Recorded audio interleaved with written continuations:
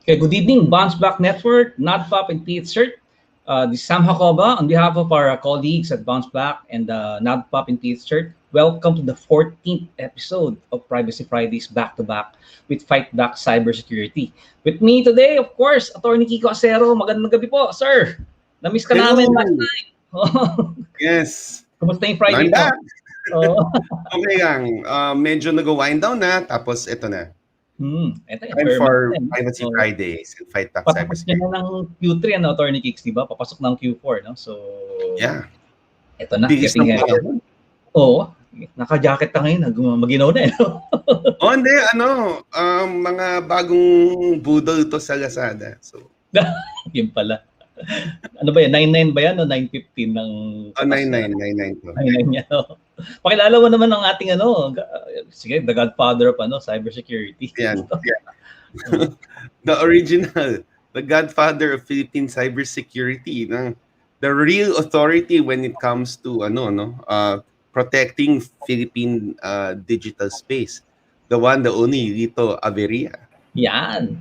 Hello, magandang gabi Sam, magandang gabi Attorney Kicks. Oo. Kamusta na ba? Anong happening natin? Magandang gabi sa ating mga sumusubaybay ng ating Dito pakidagdag daw sa title mo, di ba? May mga post, di ba? For example, PhD. Dagdag daw yung OG, capital O saka G. Anong OG? Yan. Original gangster. Ano yun? Kung saan nanggaling yung OG.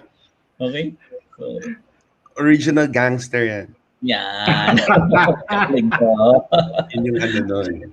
Pag sinabi mo, hindi naman. Original gangster. Nauna lang ako sa inyo. Dito naman, di ba? 1990s ka lang lumato, di ba? Hindi ganun, di ba? Balik ka rin natin 1990s. Alam mo, meron na naman tayo na much earlier, I was a hacker in the 80s. Ayan. Pero the positive hacker, di ba? Kinuwento mo ngayon one of our episodes. Yung hacking, it's a positive term, hindi siya negative term. No? Yes. Needs to solve something. Yung 1970s, deck machine. Kaya, uy, magandang gabi. Maricel. Magandang gabi ulit. Oo. Yan, meron pa siyang virtual club para sa iyo. Alam mo, inihintay ka lang talaga ni Cecil. Dito. Ipapasok na ba yung speaker natin? O mamaya na? Hayaan mo natin magpalamig sa backstage, no?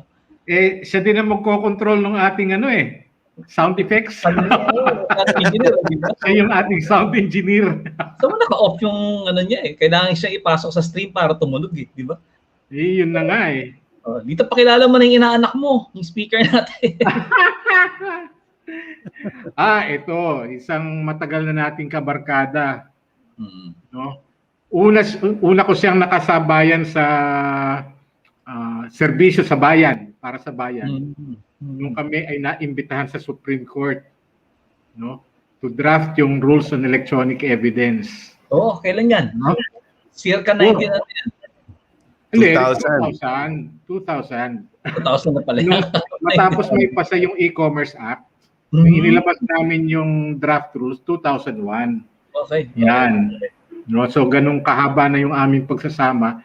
Matapos niyan, sila din yung original na mga checkpoint na yan, checkpoint solutions. Ba? Dito yung barkada naman nila. So maaga ding nasabak ito sa larangan ng information security.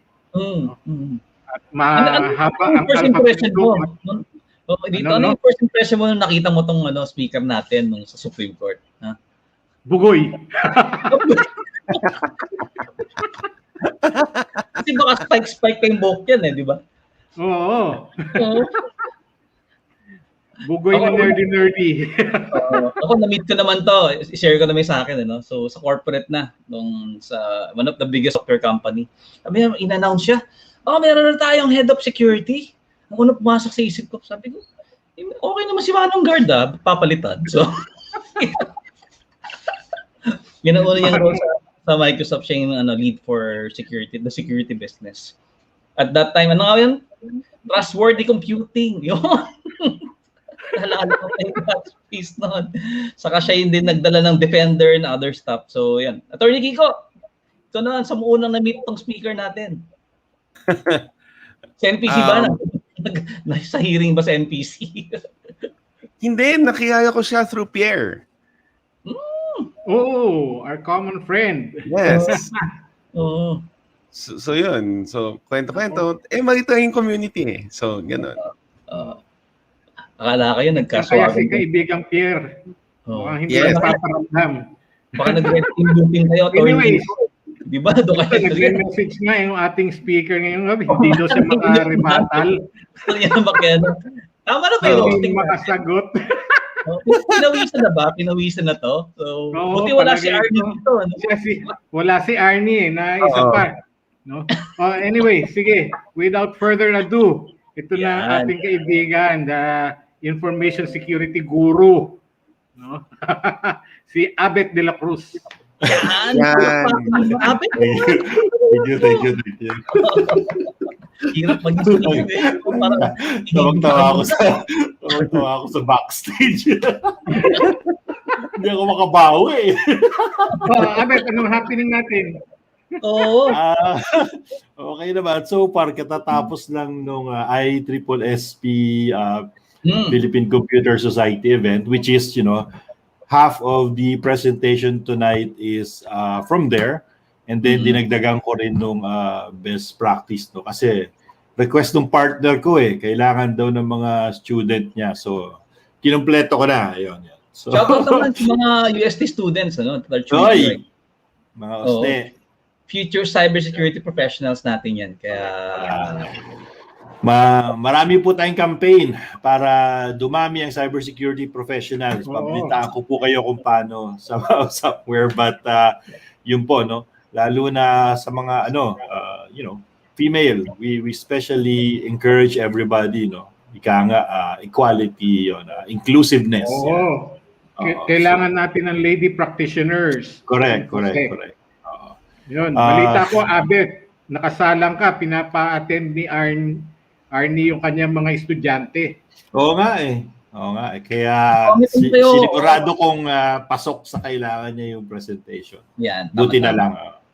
So, yung mga manunod ng replay, pwede niyo pong paki-share na rin po to, no, ang ating event. At the same time po, paparating na po, malapit na matapos yung season 1. Iko-compile po namin lahat yan. Magkakaroon po tayo ng exams, ano, sa mga episodes natin. Kaya, aralin niyo po mabuti yung mga teachings natin that are in between actually in the show, no? So, Abet, without further ado, isalang ka na namin, ha?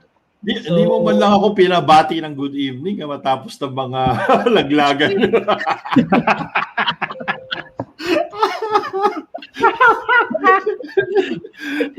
Nalaman tuloy yung mga edad natin. Natawa ko sa mga terms ni Ninong Tolites. Ano happening mo? Bugoy! Shows the age. Wala tayong magagawa dyan. Di ba, ano? Sige, mamaya na natin kwentuhan yung... Si Lito, di ba? Tingnan mo naman itsura, Abet. Yeah. Parang Espanyol, no? Oo. Noong patisoy, Lito? Ano, no? Noong patisoy na yan, Tommy Abuel nga tawag namin sa kanya. Wala ka pa sa General Luna, hindi ka pa kasama dun sa film mo. Bayan, o sarili, congratulations. Yung mga unang pinahiring squad nandun siya. Tapos na kagad. Sabi na nga ba, no? Pero Abet, Zorro yan. Tingnan mo yung kanyang ano. Look at the hair. Yeah. Ay, di. Ito masasabi ko. Ito, Sam. Kilay is life. Yeah. Di ba, kilay ni Sir? Original yan. Walang ginagawa dyan. Ganyan na. Kakaingit yung kilay ni Tolites. Sige na. Galing. Pang ano yan? Pang TikTok yan. Okay? Okay. Ang episode po natin ngayon, napakaganda, no? So, it's data protection standards. Again, Abet is going to share with us, what are the standards that are important. Marami po actually, but is going to focus on those. At the same time, yung kaibahan ng what is a standard, what's a framework, what's a policy, etc. And then yung po, please post your questions, as Abet speaks. Nasa background naman po kami ni Don Vito, ni Sir Lito, si Attorney Vito. Oo, para po sagutin yung naman ang focus natin ngayon. Mm-hmm. Okay. Abet Dela Cruz po, our speaker for tonight to talk about data protection standards. Thank you very much. Abet, your floor. Thank you. Okay, thank you guys.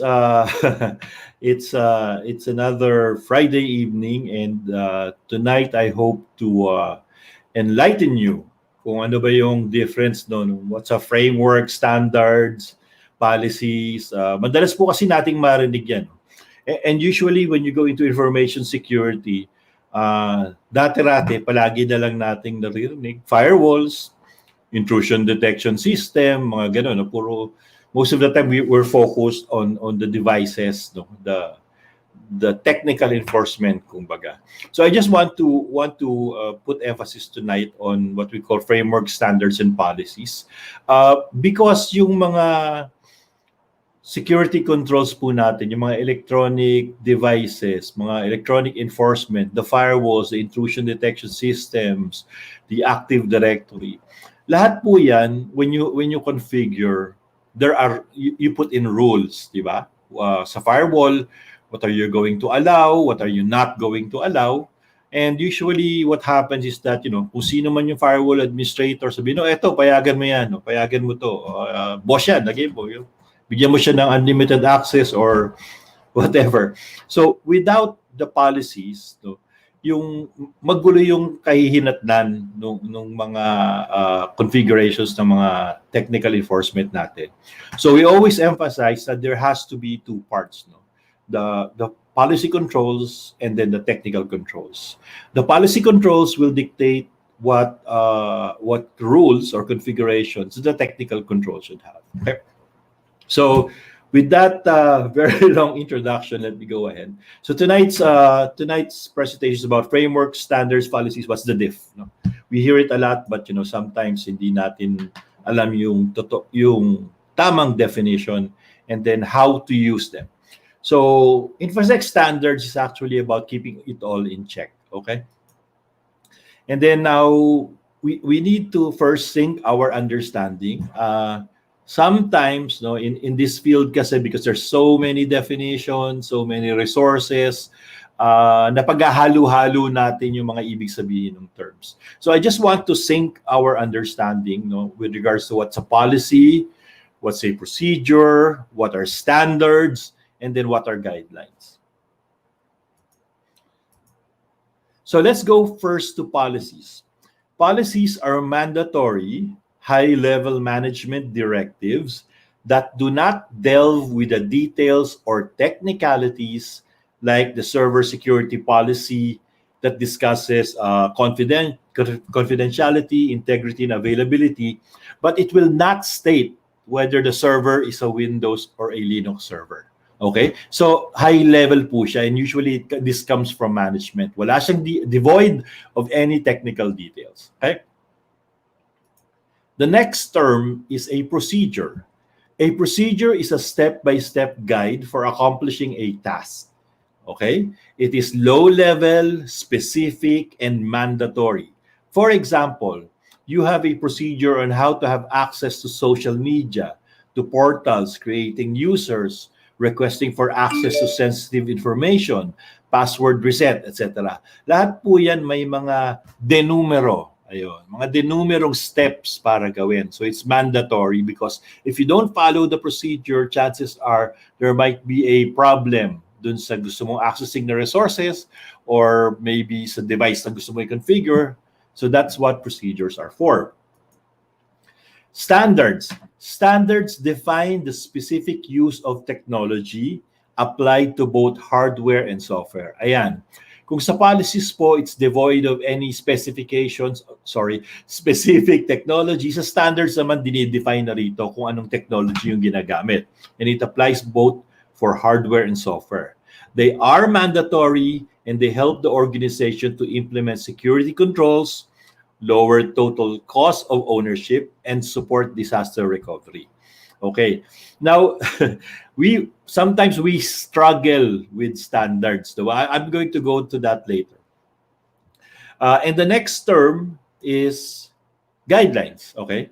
Guidelines are non-mandatory and usually these are recommendations which are advisory in nature. Ayan. Hindi po siya mandatory, pero it's an aid. It helps support policies, procedures, and standards by providing suggested actions. Okay? So, hindi siya mandatory. So, notice, I'm sure maraming maiinis. Binasa mo lang naman lahat ng presentation. Sinadya ko po yun. Sinadya kong basahin para pakita sa inyo gaano kahaba yung presentation. And at the same time, I want to show you the keywords. Ayan. Okay? So, pag sinabi nating policy, high-level management directives, no details, no technicalities. Okay? Procedures, step-by-step, low-level, and mandatory. Standards, specific use of technology, mandatory, and guidelines, recommendations, advisory, and non-mandatory. Ay po ba? So, yan yung shortcut, no, from the formal definitions. And those are the keywords those are the only words you need to remember para malaman nyo yung definition ng apat na yun. So there's also one more definition that I failed to mention. This is the term called baseline or baselines. So baselines is the uniform way of implementing a standard. You have a standard, and this is the uniform way or the consistent way, the singular way to implement it. So it's discretionary in nature, but it is usually based on widely accepted norms and best practices. Okay? So again, wala po siyang pina-follow na hard set rules, pero this is mainly through experience, proven that it works, kaya nga po best practices ang tawag, and these are the accepted norms. Okay? So as an example ng mga terms that we've discussed, no, these are usually part of what we call your security documentation. Okay, and if we summarize all of them, policy, for example, is protect the confidentiality, integrity, and availability of personal data by hardening the operating system. Ayan. Notice that that's an example, and there's no specific mention of technology. So the mode is mandatory. Procedure, step 1, install pre-hardened OS image. Step 2, download patches. Step 3, ayan. Those are the procedures for hardening an operating system. Okay, so as you can see, it's also generic and it's usually mandatory as well. Standard. So, standard for this example is use Lenovo laptop model XBR, mandatory. Okay, so as you can see, yung standard is a term that means besides the fact it's also really, really mandatory, ito yung ini-impose sa iyo. Okay? And sometimes this is where we struggle with the definition of standards. And I don't blame you. Ako rin po, medyo matagal-tagal na nag-struggle rin ako dyan. No? Kasi pag sinabi nating standard, usually ang pumapasok sa utak natin, international standards kagad. So boom! ISO 27001, NIST, mga ganon-ganon. HIPAA or cloud security standards, those are, yes, definitely standards. No? So may dalawa pong standards. There are standards that you create or impose in your organization, katulad ng example dito. No? Use Lenovo laptop model XBR. And there are international standards that prescribes the technology, okay? Prescribes a specific way. And why is that? No? Bakit kailangan natin ng international standard? Well, because, as you can see, for the example, different organizations will have different standards. Kung gusto niya Lenovo, ang gusto ko Dell, di ba? So that's totally a perfect example. No? Standards pareho siya, pero for two organizations. So for the purpose of baselining a wide audience, let's say buong mundo, how do you tell na yung isang company is actually that their standard is really acceptable or secured or for whatever baseline there is? Hindi po natin malalaman. So that's where the international standards comes in. Para maging uniform yung pagsunod ng mga organizations to particular aspects of technology or best practice. Ayan. Kaya po, yun yung dalawang standard. No?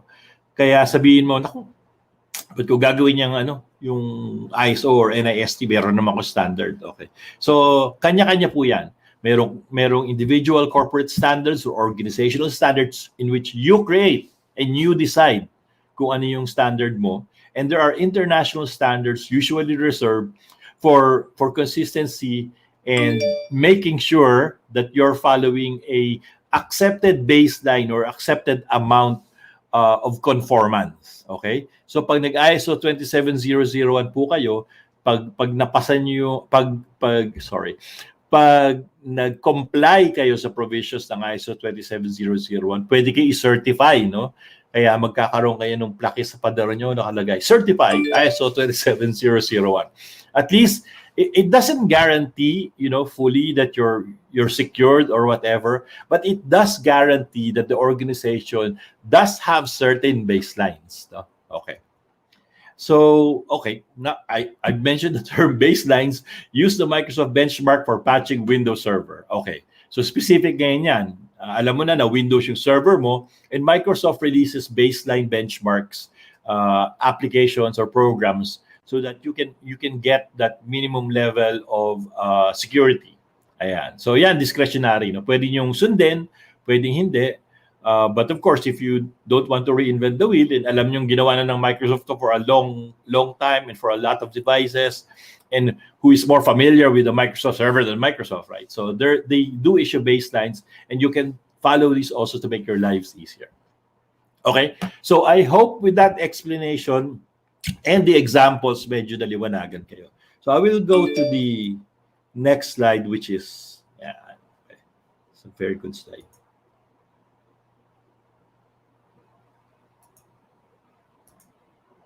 Okay. So ito po yung mga international standards na nabanggit ko. No? So for the US critical infrastructure, but is also now adopted to other organizations kasi it applies very good as well. NIST, you have your ISO, kilala natin. HIPAA for the health industry, NERC for the power industry, that's also US. There are British standards. There are the SOC standards by the AICPA. There's the European standards by ENISA, and of course there's GDPR. There's the web standards from OWASP, and for banks, for payment systems or credit card payment systems, there's PCI DSS. Yeah, may standard din po yan. If you want to transact using credit cards or do online transaction on your e-commerce site, yan, kailangan po maging compliant kayo sa PCI DSS.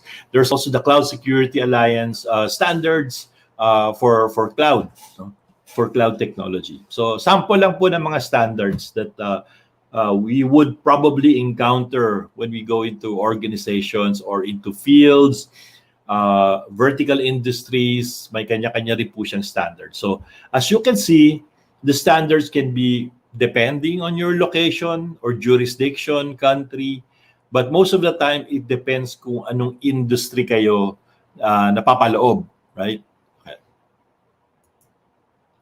So having that all in mind, hopefully, the big question is always, where do I start? Yun naman palagi yung unang problema, saan ako magsisimula? So you can start from scratch. Wala namang pumipigil sa'yo. No? But that means you have to learn all the vulnerabilities, learn all the technologies, best practices, perspectives, roles, risk, identification, protection, detection, responding, recovery, everything about security in general. But yes, you can do it from scratch. Though. Or, okay, use a framework. Ayan, diyan po pumapasok yung framework. No? And we'll delve into the details of the framework now. Okay. Yung pong nakikita nyo yung drawing, that is a mesh of a 3D, organic 3D printout of an ear. Opo, tenga.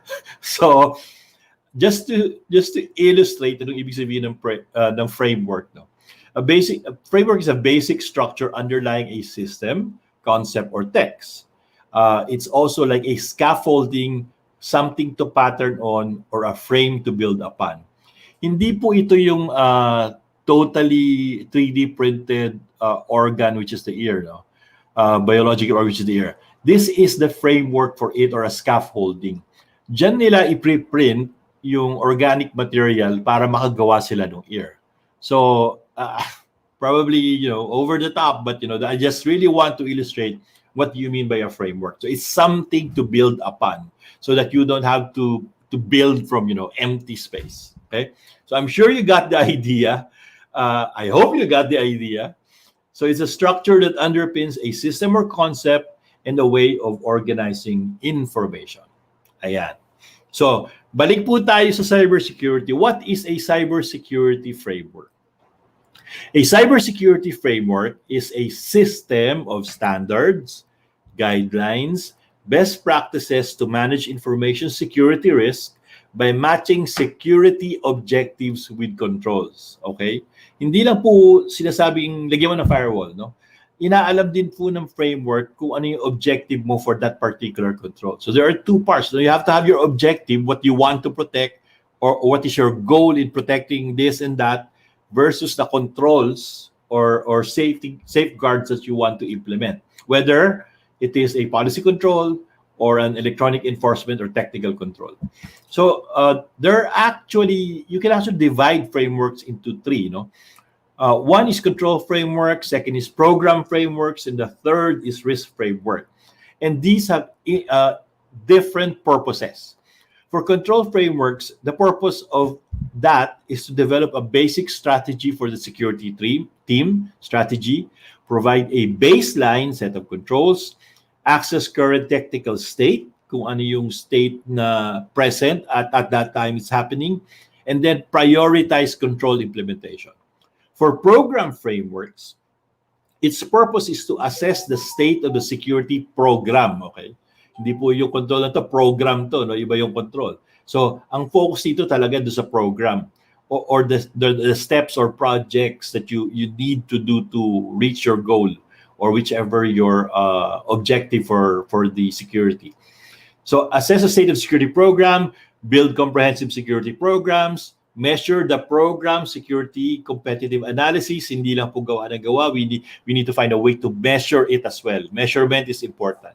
And then simplify communication between the security team and the business leaders. Okay, so the program framework will create that communication link, because we all know that the technical is really very seldom able to communicate what they want to the business people or the business leaders. So the program framework is supposed to take care of that and is done or implemented to take care of that. And lastly, we have risk frameworks.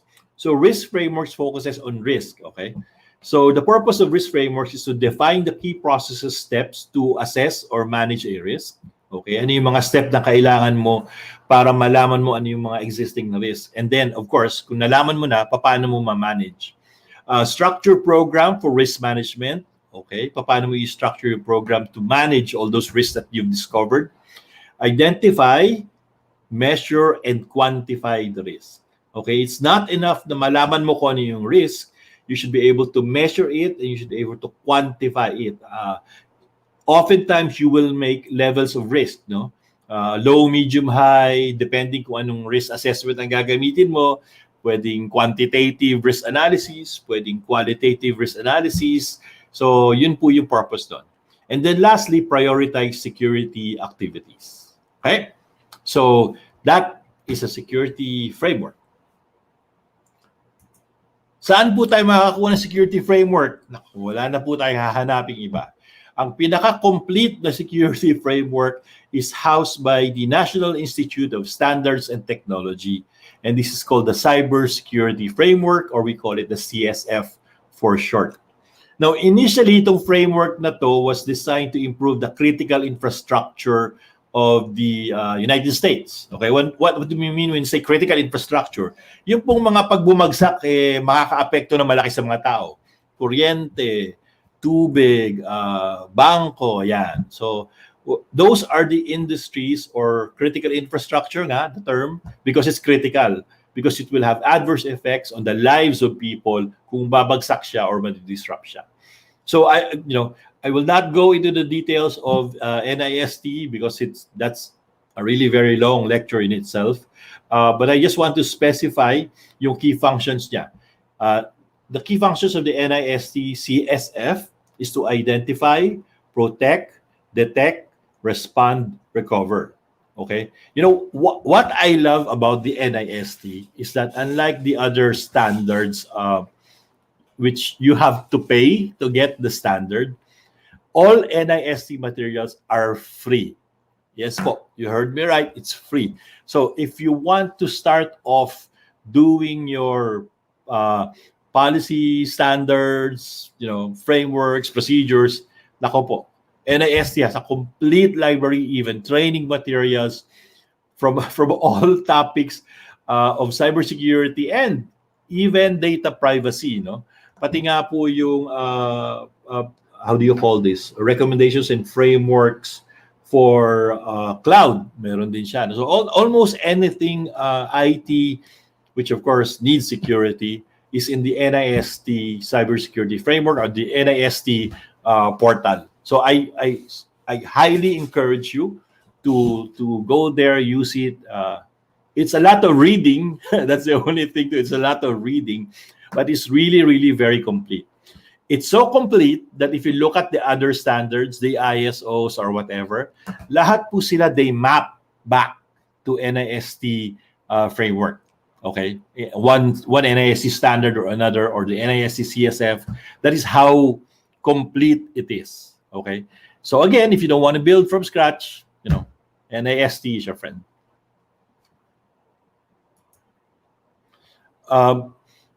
This is a question that we usually ask. So, what is your approach to cybersecurity? Or what is your approach to information security? The first approach and the worst approach of them all is an afterthought. Ano po ibig sabihin ng afterthought? Ibig sabihin, hindi mo siya iniisip. Inisip mo lang siya sa huli na. So, normally, security as an afterthought is reactive security. So security is not considered, it's not a consideration of IT and business initiatives, and it's usually the thing that happens that you recall, ay, kailangan ko mag-cybersecurity kasi may nangyari na. So after the fact. So it's the worst kind of security, cybersecurity approach. Second is the compliance-based security approach. Okay, what is the compliance-based security approach? This is security initiatives that targets legal and regulatory requirements. And it is the most widespread approach to security controls in the Philippines, sad to say. So, anong ibig sabihin nun? Kailangan mo mag-cybersecurity or mag-information security because pwersado ka. Because kailangan mo. Because batas. Because it's part of a standard. Because it's part of your certification or audit. So, that means walang choice. Kailangan kong gawin eh. So I have to think of cybersecurity. You know, which is in a good way, you know, although it's forcing you to do cybersecurity, in a good way, at least there's going to be cybersecurity or information security. Otherwise, it will always be an afterthought, right? So compliance-based security is what usually is prevalent today. But, you know, in the ideal world, in the ideal scenario, sana, no, whether there's a law or a standard that you want to follow or there's compliance that you have to do, the approach should always be effective security controls and best practices. Ano po ang effective security controls and best practices? These are controls, policy or technical-wise, that is based on actual attacks. Meaning, ano ba yung mga attack na nakikita mo ngayon? Ano yung mga probable attacks na mangyayari, could happen today, or probably it's already happening. And these controls are also updated to address the new ones. Okay? So cybersecurity spending is also optimized if you target the highest risk areas first. Okay? So kaya nga po ang tawag natin dito is, ay lumabas yung slide ko, the risk-based approach. Pag sinabi nating risk-based approach, the attacks that's going to give you the biggest headache and has the biggest probability that will happen, that's the one you should prioritize. Okay? Because it makes perfect sense, di ba? Kung I'll give you an example later when I go to the best practice, a particular best practice that we espouse. No? But that's actually what we mean when we say a risk-based approach. You look at the risk, which one will hurt you the most, which one will likely happen. That's the one that you should focus on.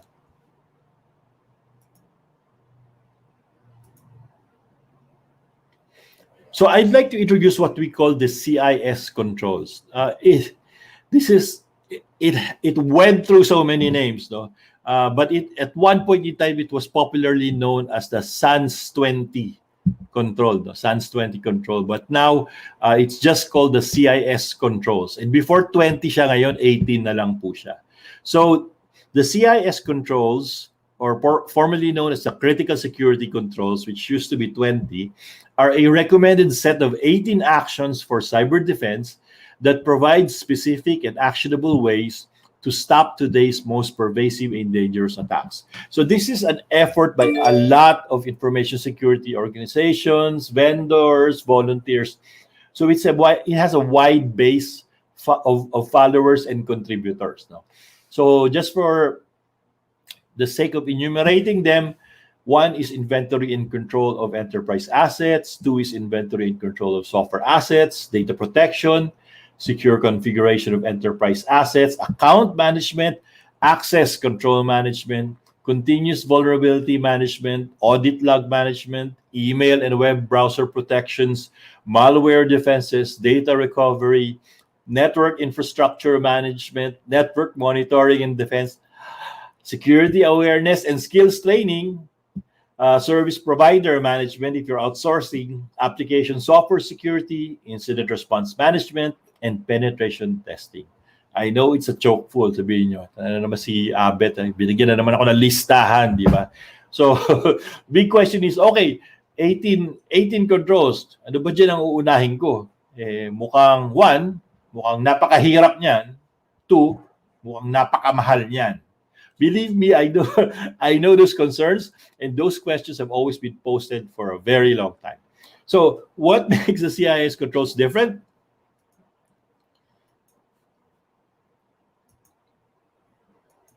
Bago po tayo pumunta ron, kwentuhan ko muna kayo kung paano nagkaroon ng CIS controls. It was the year 2008. There was the Department of Defense in the United States, or DoD, and there was the National Security Agency, or NSA. So one day in 2008, sabi ni DoD, "Huy, NSA, can you do red teaming exercises for our agencies?" Ano po yung red teaming exercises? Ito yung penetration testing.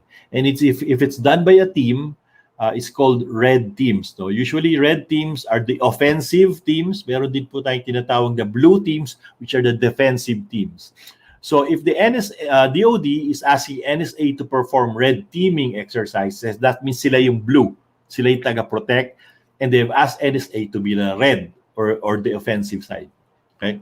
So sabi ng NSA, sure, DoD, why not? Anong target natin? Which ones? Sabi ng Department of Defense, medyo mayabang. Kasi nag-audit na kami at saka nag-certify na kami ng compliant na mga agencies. Yun ang testingin nyo. So syempre confident because they're certified and they're compliant. They are how do you call this? They are conforming and subscribing to standards and are certified. Yeah. Okay. So the result? Owned. The NSA were still regularly able to successfully compromise these supposedly well-protected systems. Okay? So bakit? Certified, compliant, audited. So bakit napapasok pa rin sila nung red team, or in this case, the NSA? And that is the big question. So the reason was, security resources were being diluted by compliance mandates. Anong ibig sabihin nun? Okay, nag-comply ka nga, syempre maraming requirements yung compliance. Yung resources intended to protect you is spread out. Nakalat, no? Because because for the sake of complying, you want to comply to all of the provisions of a particular standard, then your security resources is distributed evenly. Okay, nakakaalat siya sa lahat ng kailangan mong gawin because it's mandated by the standard or whatever provision that is you need to comply to. So because auditors equally weighted all security requirements, no, winate nila ng pare-pareho. Sumunod lang yung security team. So they did the same, syempre. And then the NSA knew that not all the risks are equal. So dun sa time na yon, no, the NSA, there was a prevailing mantra, no. It's that means that you should not take all risks as equal. Okay? And then because of knowing that, you know, and of course the NSA knows kung ano yung mga bagong attacks, ano yung mga critical attacks which has higher risk, they were able to penetrate all of those audited and certified compliant agencies of the DoD. So they knew that not all risks are equal, nor should the controls be equally weighted. So that's the lesson. And that's what the CIS control is trying to tell us. Okay? Not all of the provisions for compliance or not all risks are equal. You should be able to prioritize depending on the risk. Again, balik po ako sa sinabi ko kanina, the one that hurts you most, that will hurt you most, and the one that is more likely to happen, risk-based security approach. Okay. So, okay, balik tayo doon sa so I guess that answers the question if you really need it or why, no? So, balik tayo doon sa mahal. Okay. What I love about the CIS controls is that hindi siya one shot, no? Hindi siya listahan that you have to follow everything 1 2 3 4 5 6 7 8 18. Okay? It has what we call implementation groups. IG1, IG2, IG3. IG1 is called the basic cyber hygiene. If there's anything you need to do first, uunahin niyo po yung prescriptions ng IG1, which is the basic cyber hygiene. So yung 3 implementation groups, IG1, basic cyber hygiene. IG2 would be yung IG2 controls plus IG1 controls. IG3 will be IG3 controls plus IG2 controls plus IG1 controls. Okay? I mean, hindi naman sinagot niya kung mahal eh. Di ba? Kung paano eh. Okay. Dating po tayo dyan. IG1 is for small to medium-sized enterprises. If you have limited IT and cybersecurity expertise, priorities to keep your business operational, the data sensitivity is, you know, around just for employees and financial information, safeguards can be implemented using small or home office and commercial off-the-shelf hardware and software. So yung mga technical controls nyo dito, pwedeng bilhin sa Octagon, pwedeng bilhin sa PC Express. Ayan. So talagang pang small to medium-sized enterprises. IG2 is medium enterprises with multiple departments with different risk profiles. Marami siyang kailangang risk profiles or iba-iba klase ng risk that they need to protect. So these types of organization have sufficient IT and cybersecurity expertise. They may be able to withstand, you know, short service interruptions, and they store or process sensitive client or enterprise information such as personal data. Okay. So medyo mataas-taas yung requirement nila for security. And lastly, IG3, large enterprises employs IT and security expertise. Ayan. May complete IT team and, you know, information security team ka, may CISO ka, etc. And they must address the, you know, ang walang kamatayang CIA, confidentiality, integrity, and availability of IT assets. Because yung mga assets nila are very sensitive, are very important. They cannot afford to have leaks in either their proprietary information or personal data. They just can't afford any leaks or any breaches at all, no? Because their business will depend on it. And they are, of course, subject to regulatory compliance and oversight. Ayan. So having shared that, parang ang hirap i-picture, no? Kaya syempre may example tayo. Ayan. So I won't go through the entire 18, obviously. So, example Q control number 1.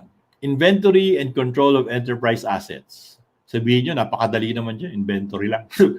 Matutuwa po kayo or magugulat kayo sa mga organization na hindi, inventory pa lang, wala silang kompletong inventory. So, going back on how you implement CIS controls. So, dito sa control 1, meron siyang 5 na subcontrols. Ayan, nakalagay. Safeguards total, 5.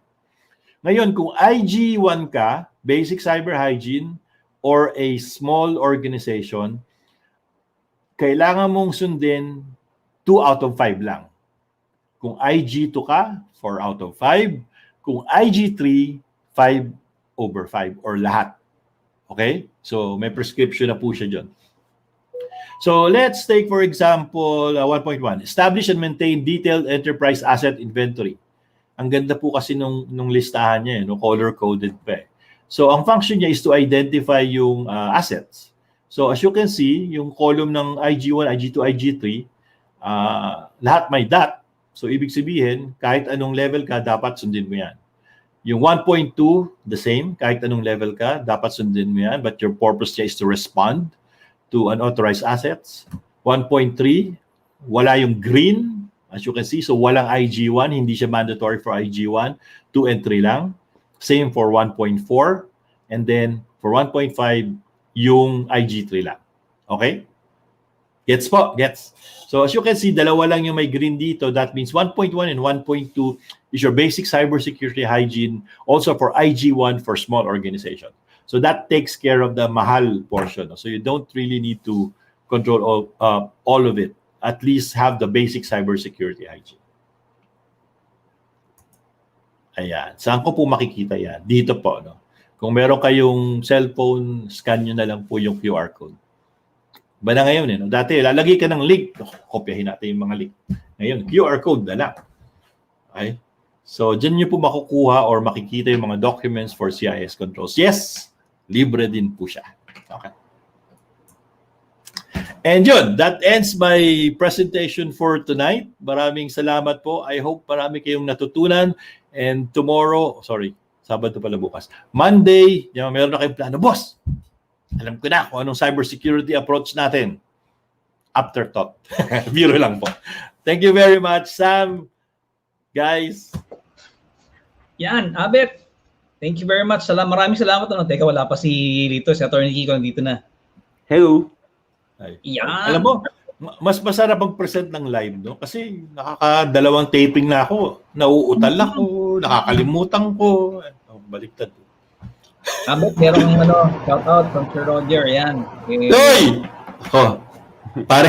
Paring Roger. Si paring Roger po, yan. Oo. Yan ang unang kasama ko nung masabak ako because we worked together for Section 23 of the E-Commerce Act. The first cybercrime provisions.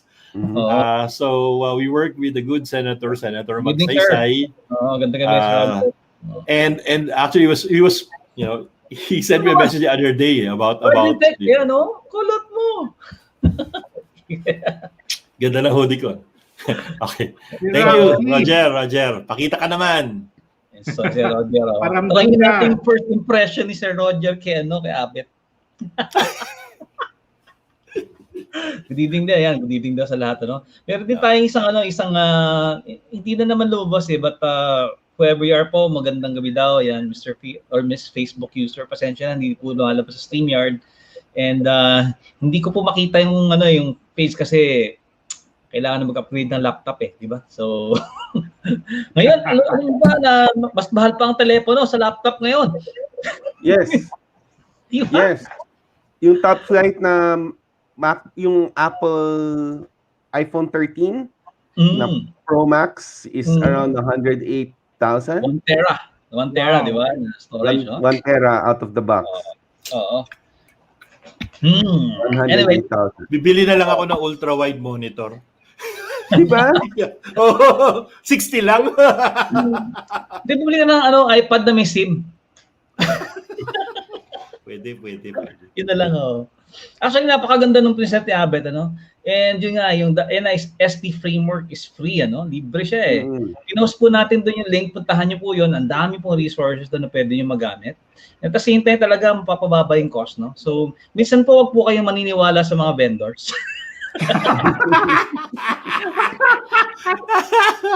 Galing po kami doon, alam po namin, di ba? Konting research lang po, malalaman nyo na, minsan talaga, binibenta na sa inyo yung buong stock, hindi nyo naman pala kailangan, di ba? Ina-upsell na kayo, kina-cross-sell pa kayo, etc. So, but yung nga po, sa pag-aaral talaga, malalaman nyo yung tamang paraan para po cost-effective yung inyong investments. Lalo po ngayon, alam niyo naman, may pandemya, yung economy is not that. Tanong ko lang, So dito, tawa ka ba sa presentation ng inaanak mo? Very comprehensive. Matagal na namin binubuno yung policies, standards, procedures, guidelines, and rules. No? Kasi nga, siyempre, dyan may pagka hindi naintindihan niya, napapaghalo-halo, lalong magkakagulo. No? Correct. Minsan yung guidelines lang na sinasabi na, pinaka-guideline mo, yung password mo should be 20 characters in length. Hindi naman yun yung standard eh. Correct. Pero na inalo mo sa standard, magiging standard. Kaya gawin mong standard. Gawin mong standard passphrase. Oo, passphrase. Yan na napapagkahiligan ko ngayon sa aking mga passwords. Actually, passphrase ang ginagamit ko. Hindi mo kailangan The likelihood of it being broken. I-post nyo naman yung link kung saan na pwede makuha yun. Dito sa... Attorney Kiko. Marami tayong mga tips sa ganyan. Iyan na natin. Attorney Kiko, what stood up dun sa presentation ni Abet? Okay siya kasi it covers your fundamentals eh. Dapat alam mo yung fundamentals mo. Na kaya mong gawin ang trabaho mo kahit wala kang tools.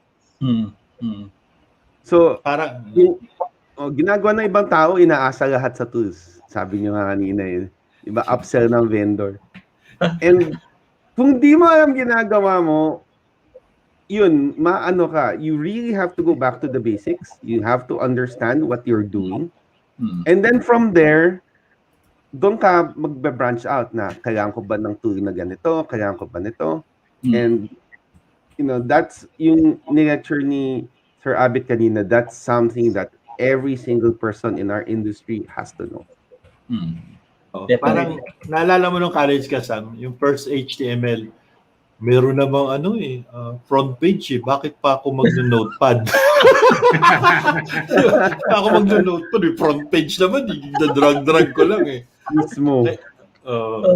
Ito, magandang gabi po, Sir Sol. Ayan, ayan, great guys, thank you. Stay po, first part pa lang to, meron updates. Sir Sol, kumusta na? Magandang gabi po, Sir Sol. Retiree ng Meralco yan, si Sir Sol. Yes.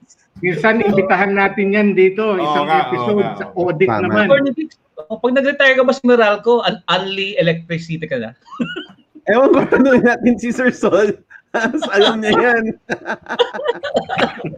Sarap yun. Ito, na-miss na ni Sir Michael. Magandang gabi po, Sir Michael Santos. Pwede niyo po makatch a replay yung talk ng ating kaibigan si Abet Dela Cruz. So, Mike Santos. Magandang gabi po. Kuya Mike, thank you. Pero balikan nga natin yung sinasabi nga yung back to basics na sinasabi ni Attorney Kicks, no? Yung isa pang framework, yung kinakahiligan din namin ni Abet. PPT. People, Process, and Technology. Yan. Ang nangyayari kasi kung minsan sa implementation ng security, nauuna yung technology. Okay? Without really defining what your policy is, what your procedure is going to be. No? Of course, it goes without saying din na sisiguraduhin mo na may tao ka na who is knowledgeable and armed with the necessary skills. But Ninong, it's a nice big shiny box. And may kasamang jacket, Abet, di ba? Oo, tama. Oo, nako. Sorry po. Again, shout out sa mga vendor friends natin. Galing din kami sa vendors ni Abet. But again, we're just leaving you. Yun naman po, kailangan talaga din naman natin ng partnership ng mga vendors kasi they're also driving innovation. And because of their huge R&D, sa kanila po nanggagaling yung karamihan ng innovation. Pero nga po, partner with them. Don't overbuy technology. Okay, marami po pong dapat pwedeng paggastusan dyan. Just be informed. Huwag kayong pagugoyo. Ayan. May tanong po kayo, ayan naman si Ninong dito sa kasi Kuya Abet. Okay. Uy, Kaloy Reyes, magandang gabi po, sir. Sir Kaloy. Uy, si Kaloy. Sir Kaloy, guest ka next Friday, ha? Ayan, yun pala. Confirm mo ba? Matagal ka na namin hinahanap. Oo, di ba? Imbitahan natin yan. Oo. Tama. Dalawin natin Mabuhay po, DICT Cybersecurity Bureau. Oo. Dalawin natin sila pagka tapos na may building nila yung ano, yung bago. Alam ko nasa Quezon City na sila. Wala na sa NCC. Sa Roses, Nasa ano? Roses. Nasa Roses yung ano, Malapit sa dati naming CSB. Yes. Uy, yung hotel doon. Sir Kaloy, shout out. Meron po silang mobile SOC. Wow. Di pa rin lumilipat. Ay, di ba? So good evening, Sir Kaloy. Magandang gabi po for tuning in. No? So, again, nagpunta ka, may update tayo sa site nila pero mukhang hindi pa nila napopost sa Facebook. So, but again, salamat po lalo na yung inyong focus dun sa water utility for the past few episodes po. Talagang hina-highlight namin yun. Napakahalaga talaga ng protektahan ang ating mga vital industries. Ako, ang nagustuhan ko kay Abet kasi if you'll anchor yourselves on standards and frameworks, magkakaroon kayo ng common language. Di ba? So, yung common language yun, napakahalaga po yan. Kasi nga po, isang maling pagkakaintindi lang yan. Pinasa mo information, for example, sa DPO mo. Yung DPO mo, binalik kay CISO. Si CISO, pinasa kay CIO, etc. Kung hindi po pare-pareho yung language ninyo, and it's just normally the case, kasi nga sometimes ibang background ng pinanggagalingan, di ba, ng mga hires. Maganda po na magkaroon talaga ng common standards and framework yung organization, so that you will be speaking the same language. Okay? Di ba, Abet, dito, Attorney Kicks, yung slight miscommunication lang can be fatal. Can be fatal. Lalo na kung yung kausap mo may sariling definition. Yan. Yan. Yan. Siguro maganda natin ko ng si Abet focus mostly on sa cybersecurity framework. But again, it maps well with the Data Privacy Act. Lalo na sa across all pairs lalabas po yan. But may mga standards din tayo na mahahagip in the succeeding episodes na naka-focus din sa data privacy. Yung the ISO series 27701, etc. So yan, pwede nating balikan yan for future episodes yan. Abet, maraming salamat So, minaw mo na naman kami, Sakto lang po. Thank you. Tama-tama kasi katatapos na ng presentation. Alam mo, dalawang presentation dyan na I presented. So yung kabila dito, yung kabila dito. Kaya di ba? Oo, ako agad Salamat, cut and paste. Ako agad kasi kagagawa lang. And again, congratulations to the Philippine Computer Society. Yung ISSP for holding the cybersecurity event, commemorating 9/11, di ba? 20th years. So, wala dito si Titus Manuel and our friends at the PCS also. Yan, nakalib na naman si Titus. Tagal na wala na Titus, parang yung Friday, And belated happy birthday sa may bahay po ni Titus Manuel. Siyempre, the date mo. Ikaw naman birthday. Parang naman sa mo birthday, Mrs. Siyempre, date muna. Tama. Saka si Engels Antonio on transit right now. So, magandang gabi. Regards also to your may bahay, Maggie Antonio. And of course, siyempre si Kat nasa backstage, So, Kat Alinea, magandang gabi. Okay. Updates na tayo. Madami tayong itatakal ngayon sa update. Sure. Natin yung, ito. Let me share my screen, everyone. Ayan. Request ni Celto yung updates So, yan. Unahin natin, i-share ko lang itong FightBack, So, if you're not familiar with this, this is actually yan, puro events yan. Yan. It happens like 2 to 3 times a year and it's free. Yes. Libre po siya. Okay, and maganda yung topics. If you look at it, most of the speakers come from Europe, but there are also speakers that come from Asia Pacific and the Americas, definitely. But primarily po, European practitioners are driving this. Partner na si BBC. Kung di pa po kayo nagre-register, I'm going to post the link so you can go straight to the ipo-post ko lang dito. So, but sayang po to kasi this is free. Libre po siya. So, please register and dito po kami pupulot ng mga sinishare namin sa inyo. Siyempre, we synthesize and localize. Nakapag-guest na ako dyan. Gusto mo bang maging guest dyan? I-refer kita. Wow! Kailangan straight English doon dito International! Tapos na yan nila, call for papers sila. So, probably yung next... Ano yan? by ano yan, by referral siya. So nagtatanong nagtatanong sila kung ano yung from dating speakers, tapos yun, tinutuloy na ganyan. So yan, ano siya? Maganda to. Ano talaga. So don't miss this, ano? Okay? And next update po, ito po, magtuturo ulit sa Attorney Kiko. Okay, so Yan. October 16, 23 sa Enderan. Finally, nakita ko na yung link. I'm going to post a short link po kasi medyo mahaba. Ito po yung DPO sa Data Privacy Fundamentals. Ang creator po ng course si former DEPCOM Don Di Mapa. So, and yung nga po, this will be delivered by our only certified trainer for NADPOP, si Attorney Kiko Acero. So, ipopost ko po for October training yan dito. Just click on the link and you will go to this site and you can register, no? So, ang price po niya, siyempre may a bit pricey but sulit po yan. Sulit na sulit yan kasi si Attorney Kiko ang talaga, siya ang inyong magiging drill master. Basta si Attorney Kik sulit palagi. What? And if you pass the exam, then you'll be given a NADPOP digital badge. Okay? Ito po yan. So, shout out din sa ating friends at Enderan. Okay? Ito. So, nakita ko to. Meron palang global site ng Cloud Security Alliance. It's the Cloud Security Alliance Global. No? And they just wrap up their September yung global event sa happened in Bellevue, Washington. Malapit to sa dating headquarters ng dating kumpanya. sa mothership. No. Dati mahal pagka sa Seattle ka kasi di ba, tumire. So doon kami nag-hotel sa Bellevue. Saka mas malapit. Correct. Mas mura. Saka nandun yung mga outlet. Carpool lang. Carpool. Yan, so ito po, again, congratulations to CSA Global. For nakita ko to kay Dr.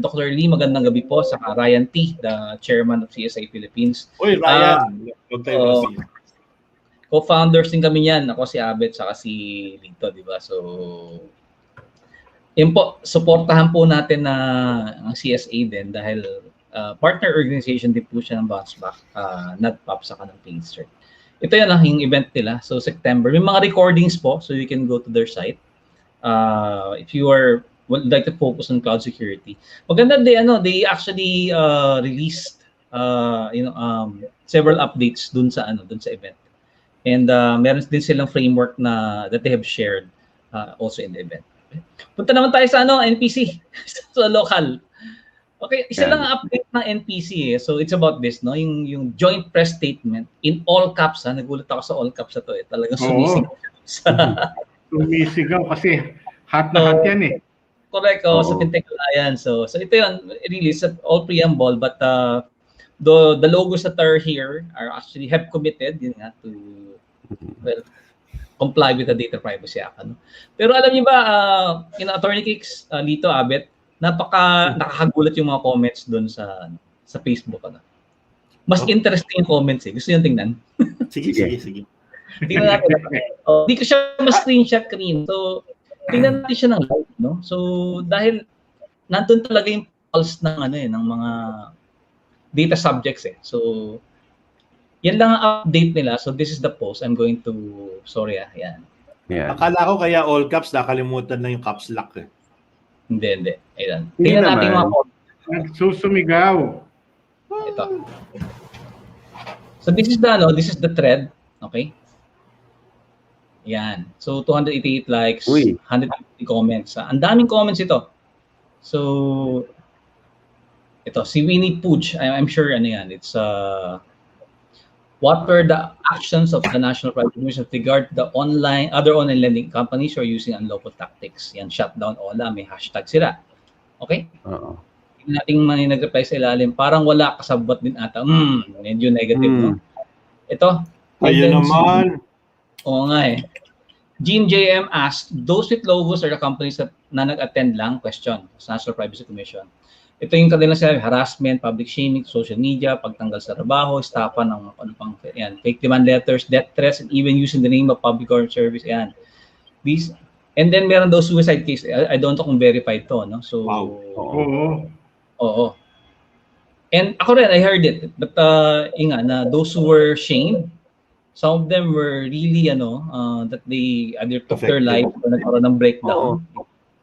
Tuloy-tuloy pa rin So ako pag mini-message ako ng mga ganyan, ng mga nasa contact list nila, sinasabi ko sa kanila na I'm now advising yung tao na wag na kayong bayaran kasi nagva-violate na kayo ng law. Yeah. Meron yan, may ano yun sa SEC, may batas na you can't do what they do. Ito yung call pa rin, no? Ito si San Oliver, sabi naman niya na hindi umattend syempre yung mga syempre naman. Wala na ano. So ang umattend pa rin yung mga matitino, di ba? And then tuloy-tuloy lang. If you look at this, karami yan, call talaga, shut down OLAS. Iba some of the extreme, shut down all OLAS. Okay? Yan. So nagulat ako actually dito sa ano eh. So ito, may kinall out pa niya kung sino yung mga ano. Si Kaloy Gadianas, sabi niya na he's going to file a complaint against Pedicash, Cash P, Cash G, Madali Loan, Ponticash, Eastcash, Kusugper, etc. And then the following apps are getting harassing my family, friends, co-workers, may death threats pa, etc. So ito, no? Yung napansin ko lang dito, kasi if you're, di ba, role in social media, tanggalin ko tayo, go back to that, is that walang response si NPC. There's no response. Dun sa mga comments, kahit man lang noted or something. So that's the thing with social media. It has to be a dialogue. But it seems that parang siguro walang time to respond to that. So yun lang, nagulat na talaga ako. Very to me, parang I felt the pain of those who were calling for the shutdown of the OLAS, no? So nakakalungkot. But yun nga, I mean, for the past few weeks, we noticed dito yung nagpo-focus si NPC sa online lending apps. Nasa panahon din eh. Gipit din yung mga tao. Gipit din yung mga tao dahil sa pandemya, kaya kumakagat sila sa mga apps na ganyan. Yun ang masakit. Tapos sasamantalahin din naman nung apps provider yung mga umutang sa kanila. Yun lang, nakakalungkot, no? Pero nga, kung kailangan siguro ng tulong ng NPC, at least yan, baka po maganda na sagutin yung mga comments doon. Lalo pa yung isa yung nag-file ng complaint, maybe a response there is that if you want to file a complaint, di ba, against this, then this is the process. Sana lang po sinasagot yung mga nagko-comments doon na pwedeng na-actionable. Para po mag-guide din sila, then do not leave them hanging, kasi nga you posted it there. And again, social media should be a dialogue. Hindi siya otherwise, 'di ba, sayang yung putting your content on Facebook if you are not responding, for example, to requests like that, to comments like that. Na actionable naman eh. Yung pwede namang lang. Somebody should be manning it actually. Oo. And mahirap naman talaga wag man eh. I mean, tayo even nga yung ating pages hindi tayo makasagot sometimes, 'di ba? Kasi nga it's hard. But this one, it's an official site. It's a site of the NPC and they have the responsibility, I believe, and they can have the manpower. Mag-hire ka ng wala kang headcount, then mag-hire ka uli ng ng temp, di ba? Nakita naman natin to be your social media community manager dito po sa sa page.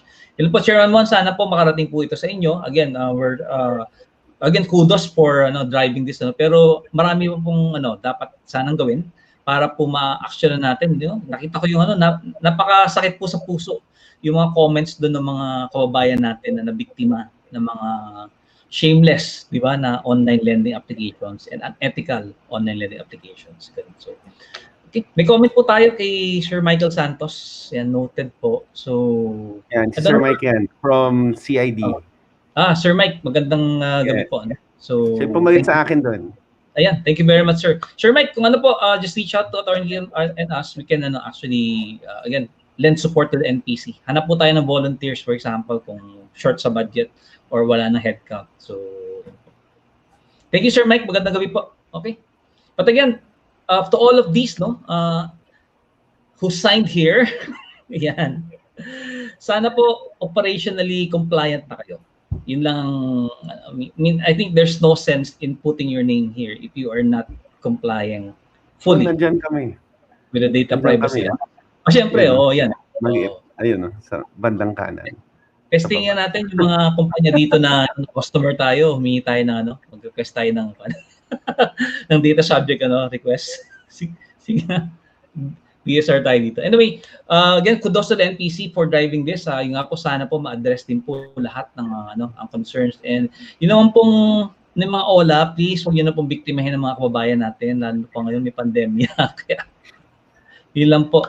And again, please don't hesitate to reach out to us or siyempre to the NPC if you need more help. I'm sure po after this, they're going to respond to your questions and queries. Okay? Next. Ayan. Ito na sa ating ang hirap lang no? Kasi nangangailangan ka.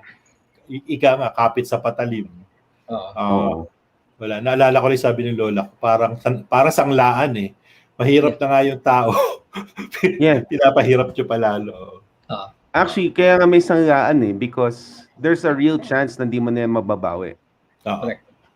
And yung mga ito, taghirap talaga yan.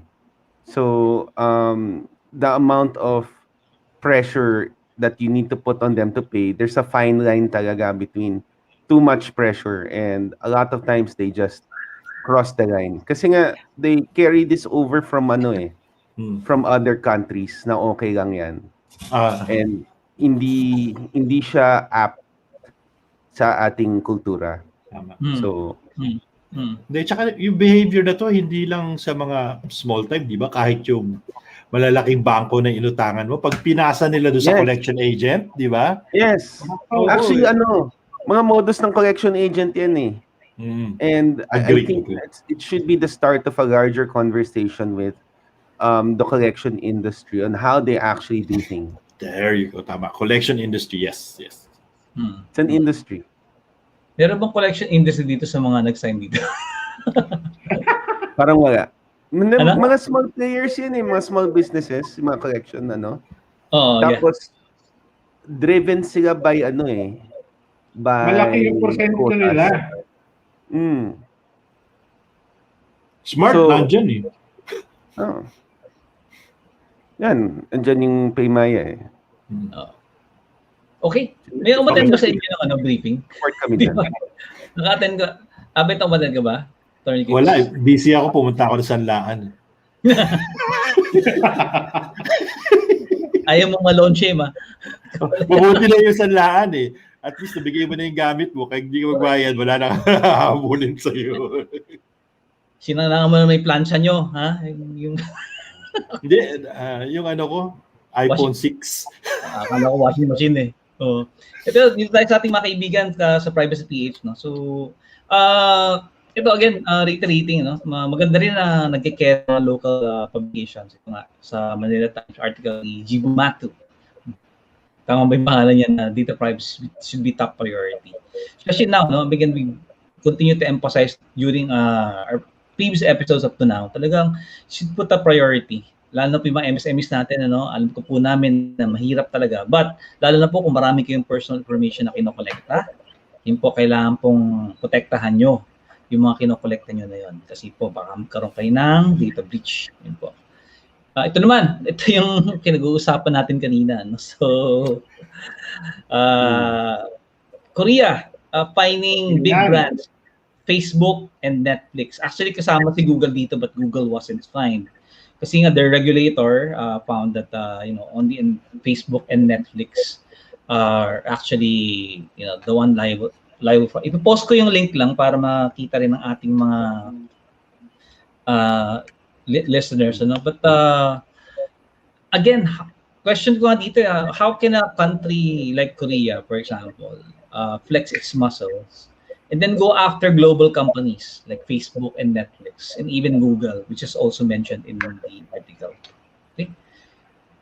So, if you breve it, ito talaga yung, ang pangalan ng NPC nila doon, the Personal Information Protection Commission. Yes. And they, find yung,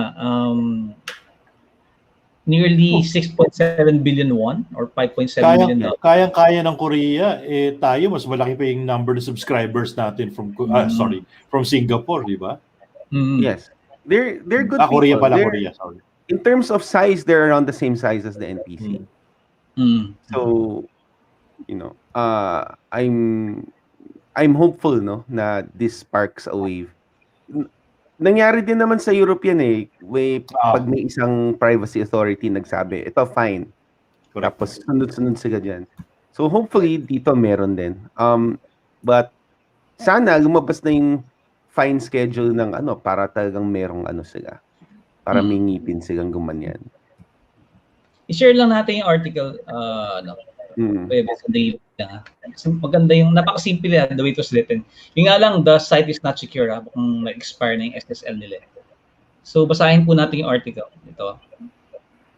Yan, a South Korean watchdog on personal information protection Wednesday find major foreign platform search by 6.7 billion won. The PIPC made a penalty against Facebook, Netflix, and Google and ordered them to fix the problems following its probe. Ito yung kay Facebook, slapped with the heaviest penalty of 6.46 billion won.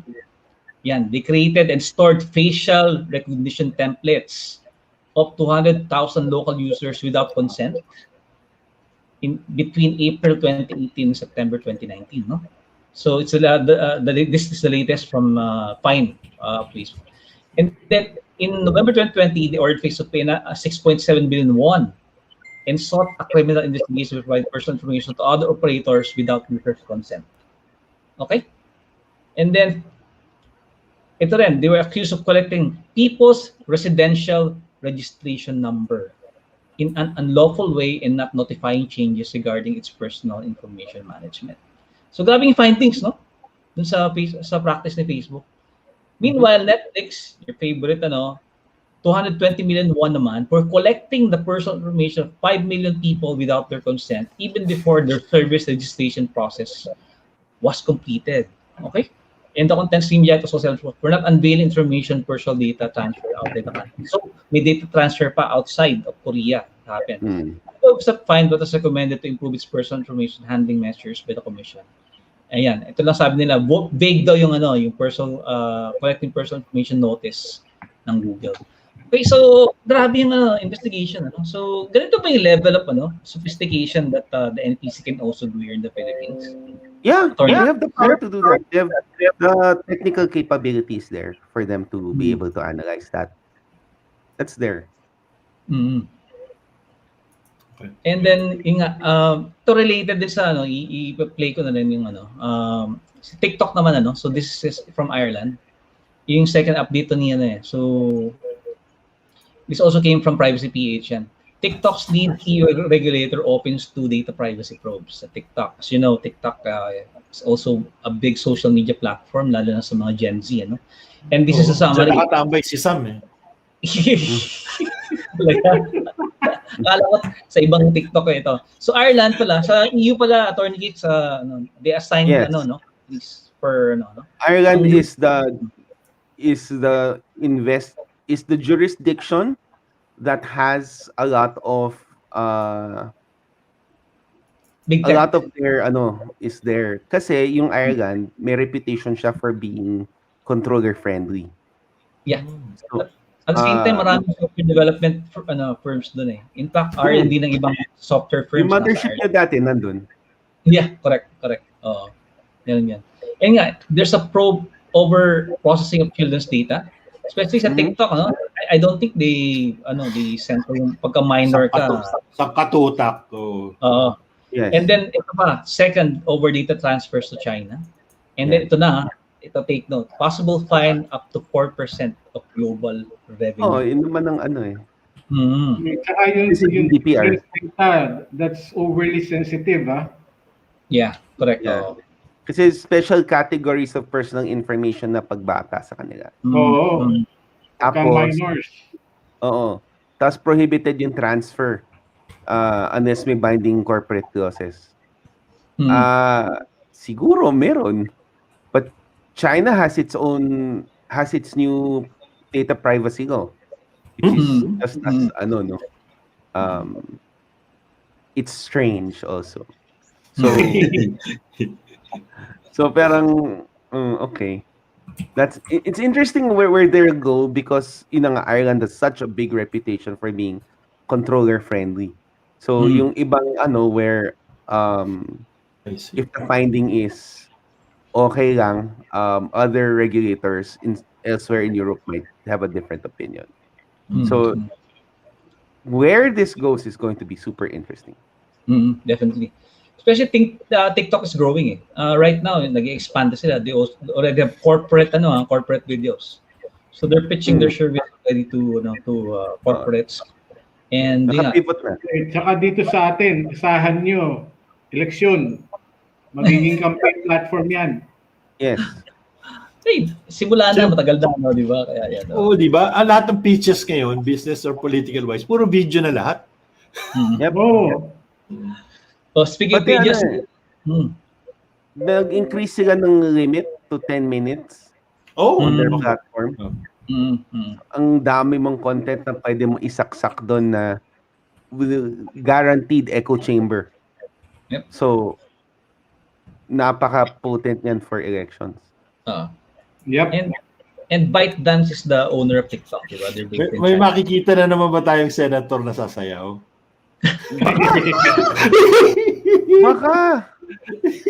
Baka hindi lang senator, baka pati presidential candidate, saka vice presidential. Lahat na sila.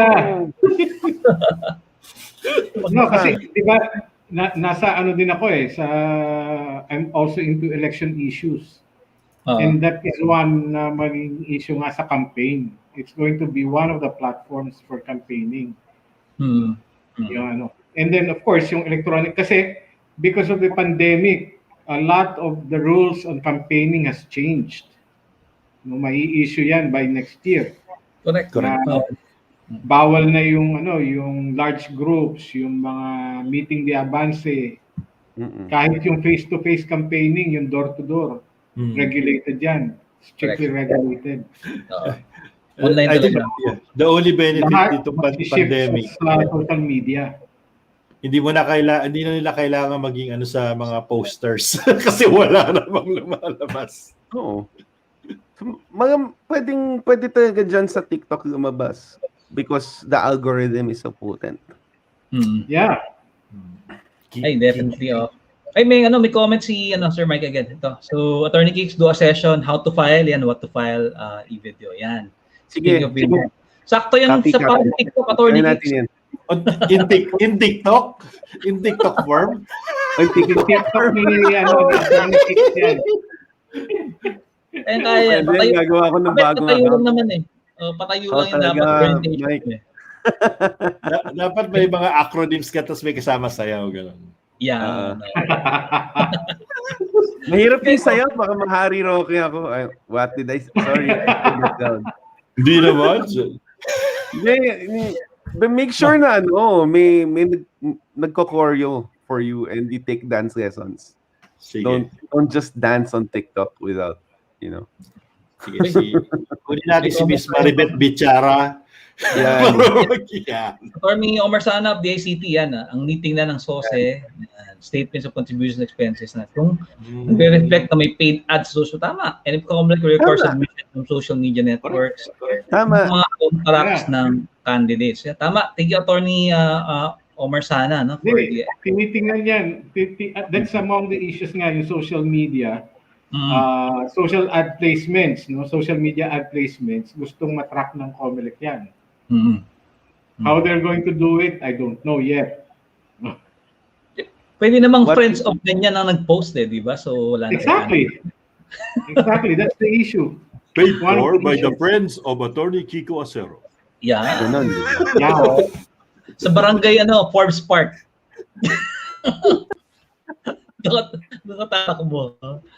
Hindi, tsaka maganda dyan kasi sa advantage din kasi ng ng ads na yan on social media. Pwedeng targeted to specific geography So kung nandun yung baluarte mo, iba yung theme ng ad mo doon sa baluarte mo. Tama.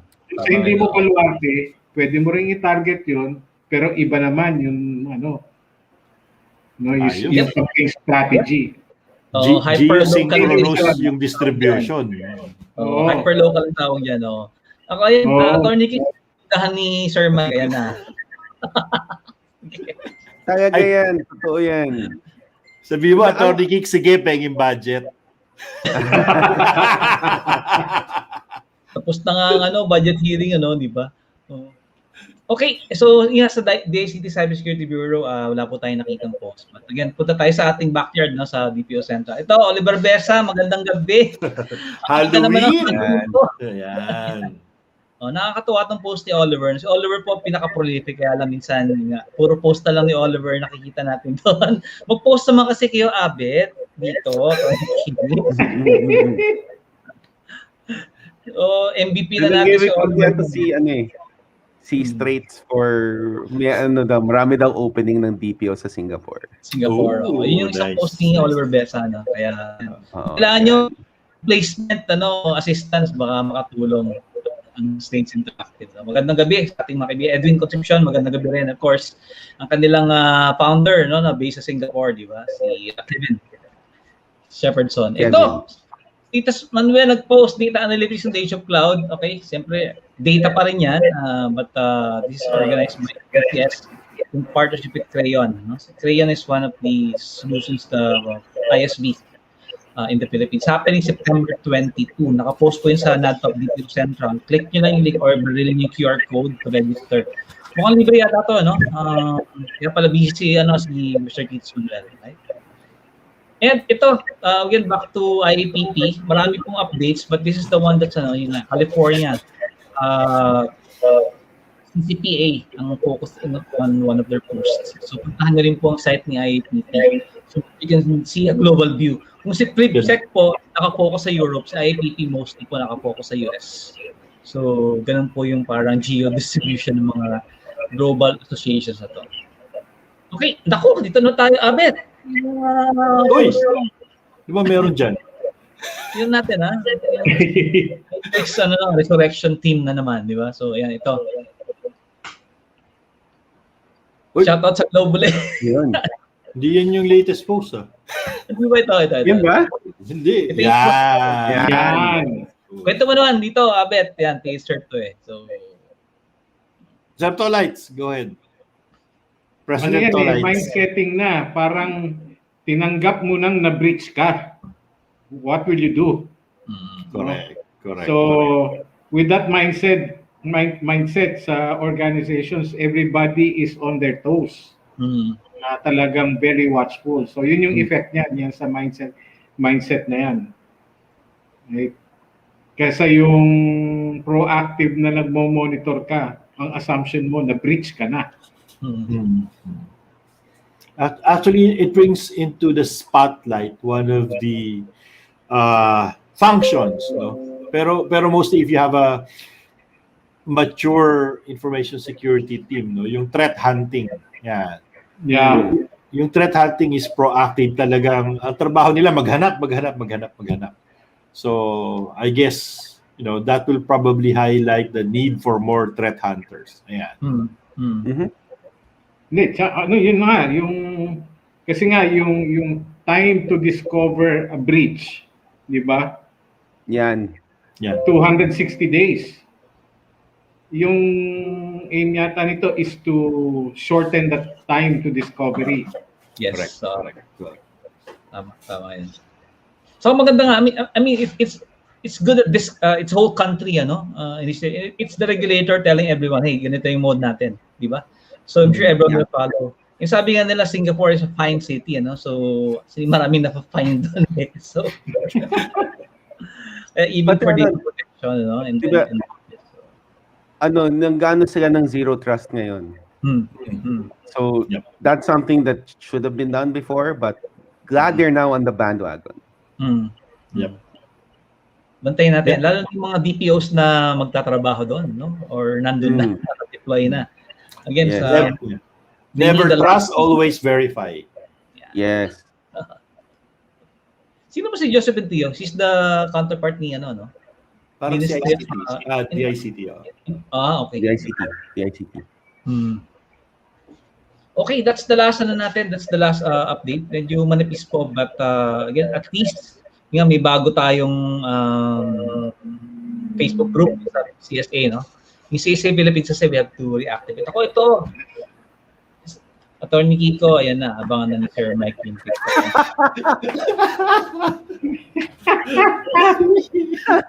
post natin dun sa... Pahingin ng staff mo. Zero trust yan, Sir Roger. Thank you very much for so, yan din nasa privacy by design din yan, yung principle ng zero trust. It's the new paradigm.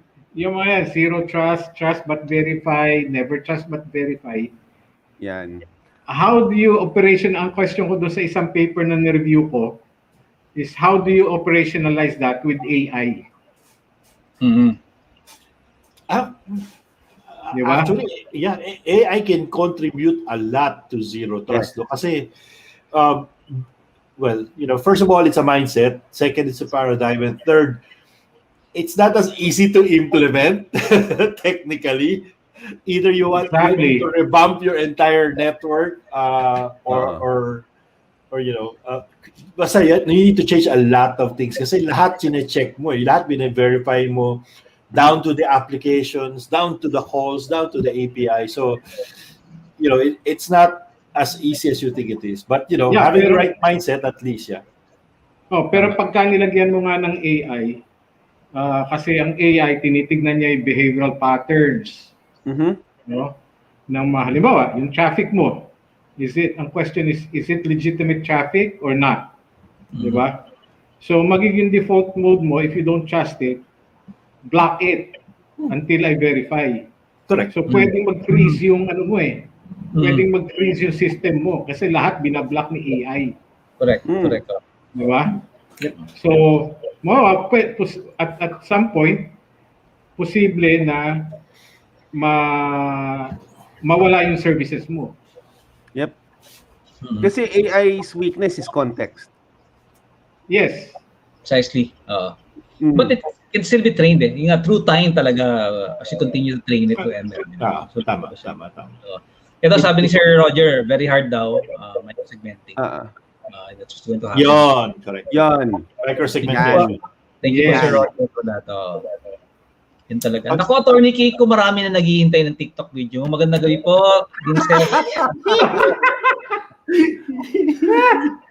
Panay comedy ang TikTok ko. Attorney Kiko.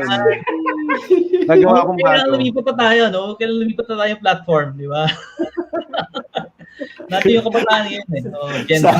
Sam, na-imagine ko na, if you cannot protect it, don't collect it.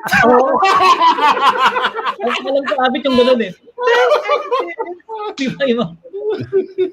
Pero again, tama naman, no? I mean, we should go where the youth are. And sila yung pinaka-vulnerable ngayon So, nandun sila sa TikTok. Some of us have to go there and then engage and then educate them. So, yun po. Again, sa NADPOP and PH-CERT and of course, BounceBack Philippines, meron po kami mga advocacies for students. And we're going to roll them out soon. Kasi po talaga, sila yung papalit sa atin And then, maganda nga po, we start early. And nakita nyo naman in previous episodes, ang laki po ng demand for data privacy and cybersecurity worldwide. Isa po ito sa mga paraan siguro so we can build a practice. And maganda po ngayon, accepted na yung work from home. There may be instances na nasa Pilipinas ka, but you're working for a company in Europe, for example, in other countries. Potential, pwede na po yan ngayon It's globally accepted. Again, siyempre, depende sa negotiation skills. Actually, marami nang gumagawa yung work from home, lalo na yung foreign contracts, yung outsourced na trabaho dito. Say for example, appointment secretary, napaka-specialized niyan. So may trabahong ganun and they earn, ma-BIR tayo. Virtual EA. Ayan. Oo. Yan. May kilalong ganyan na trabaho. Tayo siya ng company. Ako nga, kaya ako ng virtual EA, di ko magawa. Attorney Kik, samahan ka rin na Attorney. Practice na kayo. Ayan. Pwede yan, sir. Ayan, yung classic natin. Sir Roger, sa kasi Sir Sol, isama natin. Gawa tayo ng mash up. Yan. May comment dito kaya lang. Again, yan, si Attorney So, International Justice Mission has tied a bite dance para sa that temp. Tama po yan. Ako, Diyos ko. Again, warning to parents, if your kids are using TikTok, please check on them. Yes. Kasi po, hindi ko alam kung anong pinopost nila. Lalo na po yung, alam nyo na. Ay, nako. The way you can do that is you ensure that you have a bigger TikTok presence than your kids. If the parents go to TikTok, their kids will leave TikTok. Yes, totoo yan. Alis sila Kaya yun. hindi nag-Instagram yung anak ko eh. Ako! Si Sir Sol, wag din daw siya i-dare. Ayan. Ay, usap tayo. Usap tayo. Sir, enterprise risk yan. Ayan, wag daw i-dare si Sol. Binola din ni Omar. Ayan, ako. Yeah, Director director. Yes. Dapat merong specific para sa DICT, di ba? Promoting cybersec infosec. Yan. Oo, definitely. Naka-TikTok din sila sa Cybersec. Kahit yung ganun na yan. Yung kasama ko sa Yahoo dati, nasa ByteDance siya ngayon. Siya nga yung head ng enterprise niya. We can invite them to again train branch on how to engage, no? Kasi po alam niyo yung mga Thunder sa mga Gen X nasa Facebook. So, but yun po yung again, the Gen Zs are not here. They may be here on pero sila dito sa Facebook or nandun sila sa sa TikTok and other platforms. So nandun po sila. TikTok and Discord and all the others. Dati Snapchat ngayon TikTok na. Oo. Alam niyo, speaking of elections and then TikTok nga.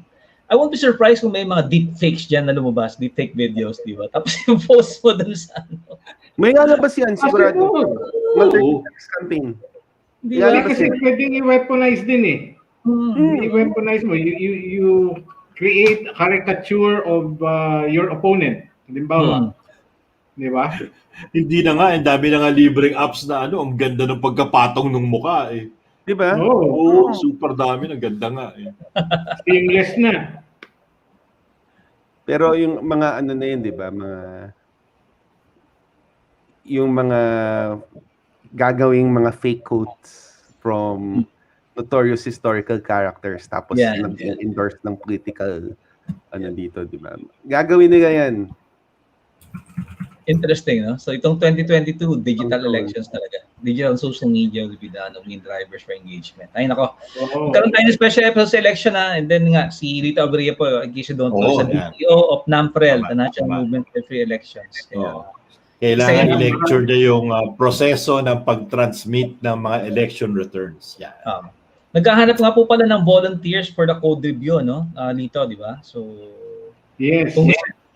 Calling all tech practitioners who are interested to do a code review po ng COMELEC election management system. Ongoing pa rin po hindi lang election management system, it's the whole. The election management system is just one of the main core major components. Yeah. Marami yan. Napakalaking bagay ng code reviewers who would like to volunteer. Yeah. Yung po siguro, we can discuss at briefly, again, our friends at PPCRB is also, you can also go through them, di ba? Sila Doc William. Yeah. And then si Ma'am Mylon, magandang gabi po. So, mga kaibigan natin yan from PPCRB. And of course, Novare, no? So, yun ang flagship technology company ni Ma'am Mylon. Nandun ba si Doc William? Si Doc William usually ang nagre-review di ba? Ano si Doc William nga. Sabi ni Doc William is that if you want to volunteer daw, you can go through PPCRB, they can endorse you. So, yan. Gumamit sila na static code analyzer muna para konti na lang yan. Oo. Ito na update lang ayan, gagamit na ng PNP, ayan, for the teachers serving sa Board of Election Inspectors. So, thank you po for that update, That's they're working on that presently, and they're working with DepEd para ma-register yung mga teachers sa PNPKI. Grabe, ako, nafe-feel niyo ba yung energy ng election? Ako nafe-feel ko na kasi may mga ads nang sinaserve sa akin. Yung mga candidates, sabi ko, uy. Hindi pa yung isang magiging issue dyan, no? Mag-iiba yung campaigning, mag-iiba din yung vote buying. Digital na. Pampagsak nung kung may digital wallet ka or e-wallet, doon na sa e-wallet mo. Abet, hindi vote buying yon, volunteer allowance yon. Yun. Okay. Tama. Pag below 500 allowance, 499. Oo. 499. Volunteer allowance yan dito. Okay lang po, tumatanggap naman kami ng pagkain from Grab kahit hindi cash. Diba? Pizza bundle for 10, yan. Okay na po yun. Okay. So almost to the second hour. Again, thank you very much, Abet, for delivering that great talk on data protection standards. No? Oo. So si Sir Kaloy na ba yung guest natin next week? Confirm mo naman. Oo. Tawagan ko Sir Kaloy. O baka si Sir Mike naman, yung successor ni diba? Kwentuhan lang nito. Yun ang kaibahan natin sa ibang show Dito talaga. Or pwedeng dalawa sila. Sir Mike. Pwede rin. Actually, pwede sabay. Pwede rin. Tama. Yan, Sir Mike, Sir Kaloy, kung libre kayo next week, kayo yung aming guest. So, puro na naman tayo barako. Kailangan natin na. I-ready nyo na po yung dance number nyo kasi bago magsimula yun. Sama na natin si Sir Roger sa si Sir Sol dun sa Yeah. Padala nyo lang po yung format so patayo po ang orientation para pang TikTok. Tapos po papadala namin sa inyo yung soundtrack. Sasayawan nyo. Yung pang ating how to file, di ba? How to file lang sa Again, to my co-host, among all of our talks and topics na discuss, ano yung one thing that really struck you the most? So, siguro unahin natin naman Age for Beauty, Don Vito. Huli natin si Abet.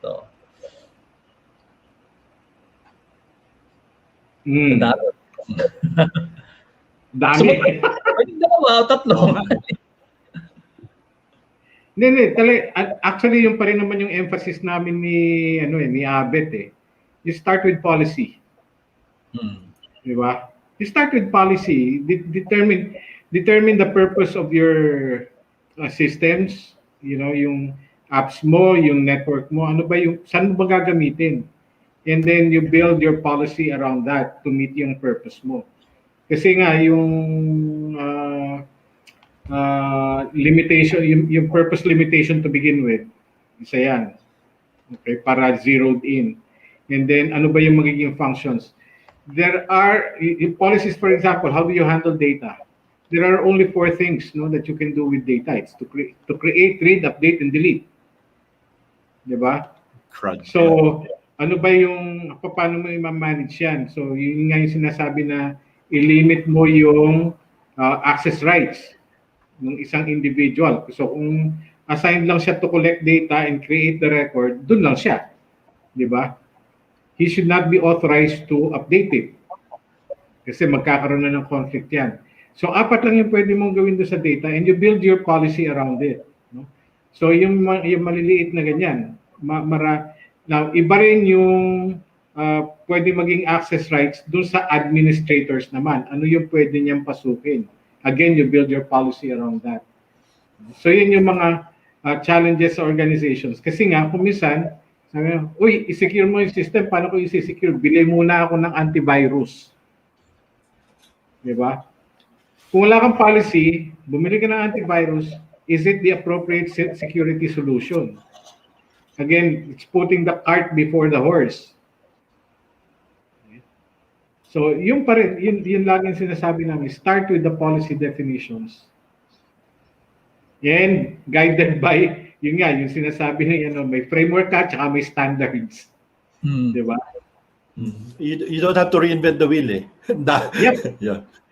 Exactly. You just have to fit it with what your with what your business concern is. Correct. Doon mo ite-tailor naman. Yan, thank you Rito. Okay, Attorney Kicks. Bukod sa TikTok. Yun talaga yung highlight. Nag-iisip na maglalagay tayo ng poll. How many would you Yeah. Hindi, ang is kung ko lang yung sinabi ni Godfather na it does start with policy. Kasi policy sets direction from the top.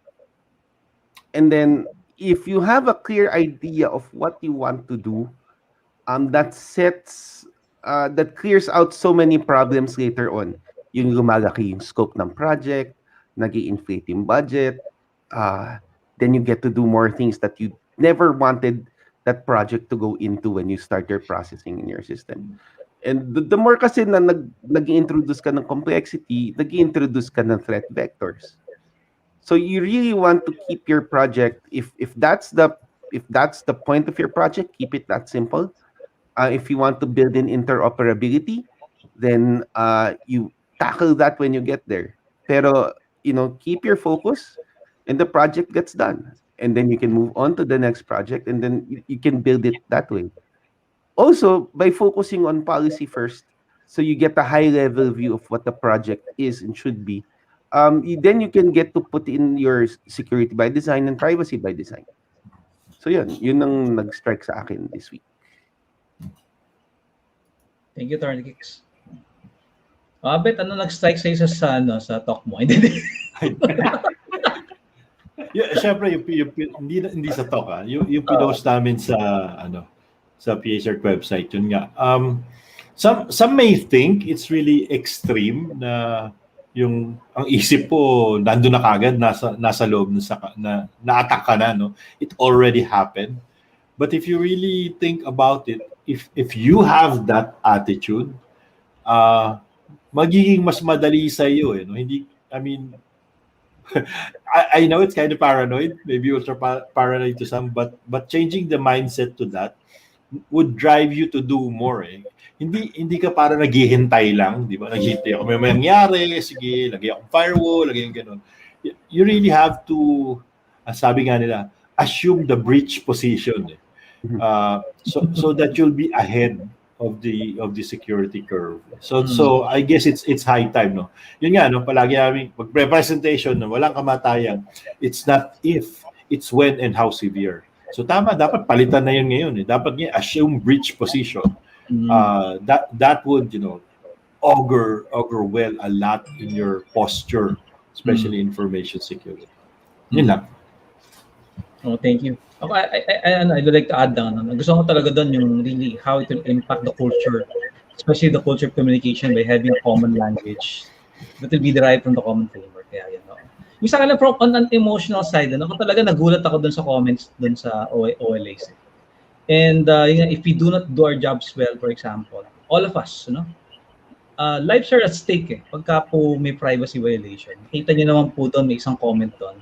Although not verified officially, but I've heard of stories also of people who have been launching, taking their lives because of napahiya sila pinadala yung information sa kanilang contacts list, for example.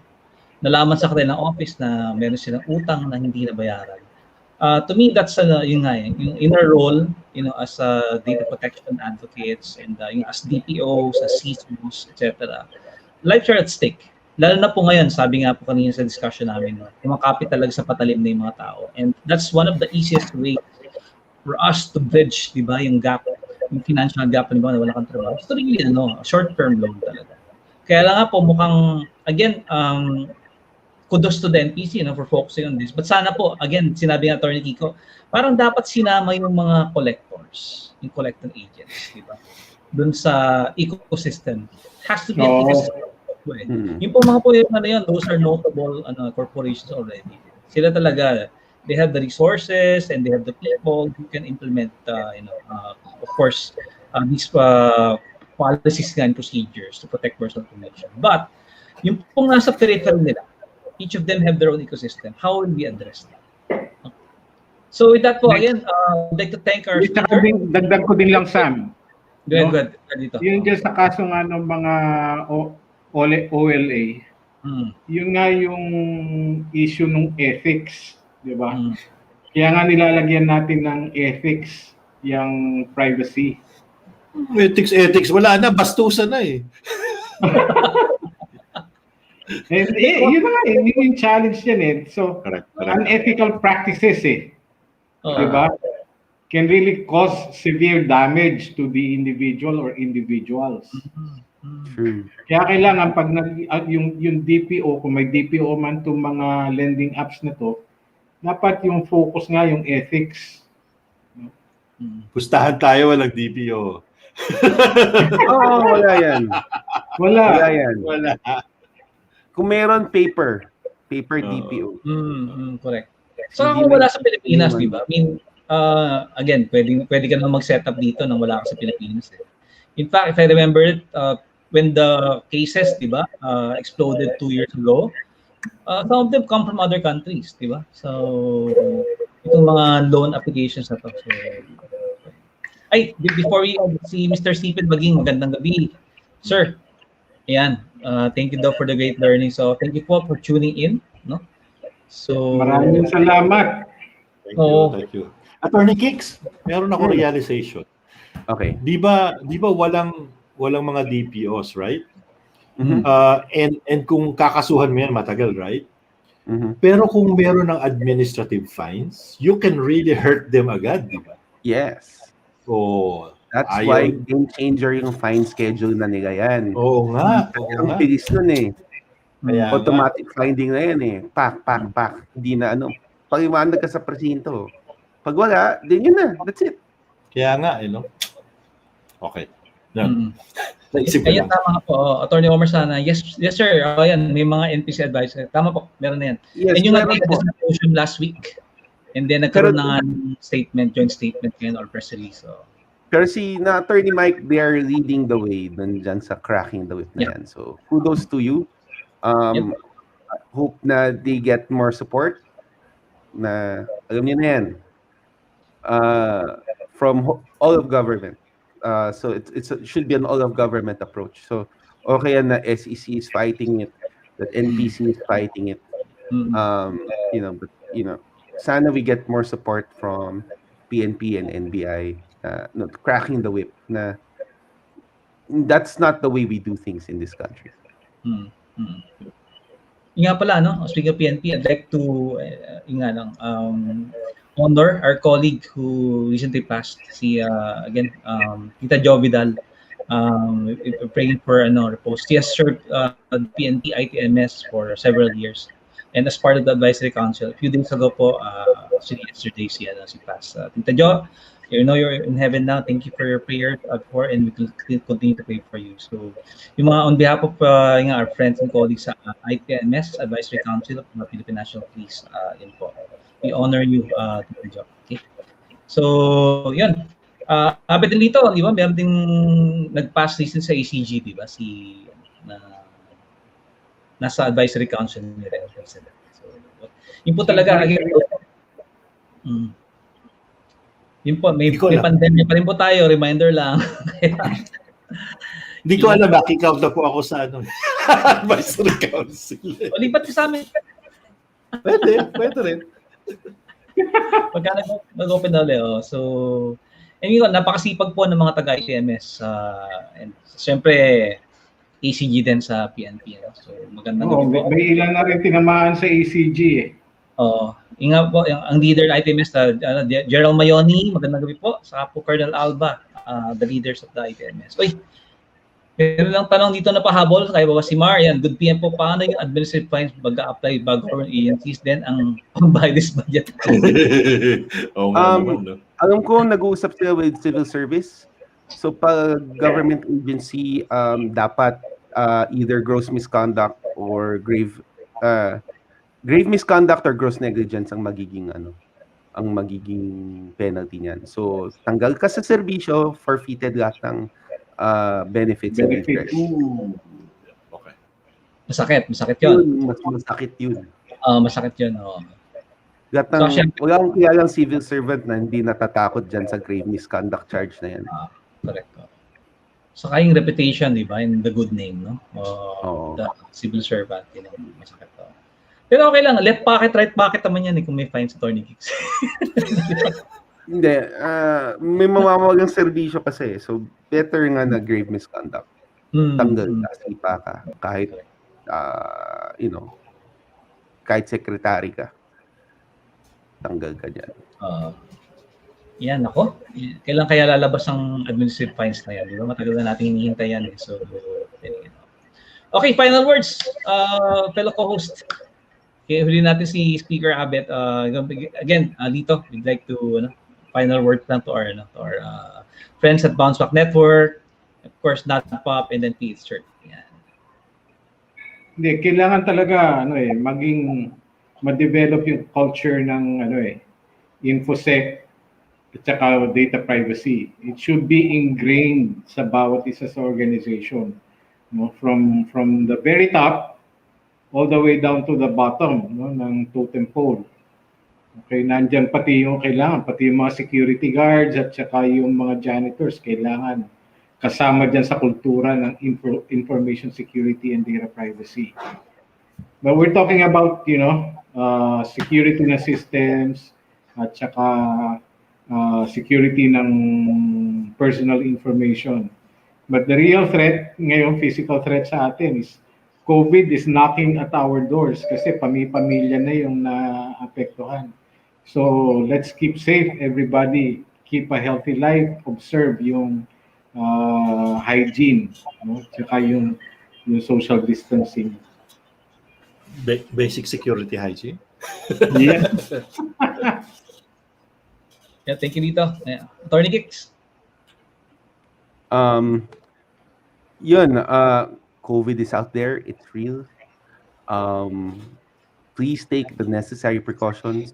Physical distancing, wear your mask. Be safe.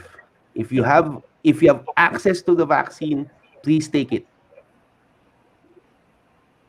Walang dahilan kung bakit hindi. And be careful. Be careful lang with ivermectin.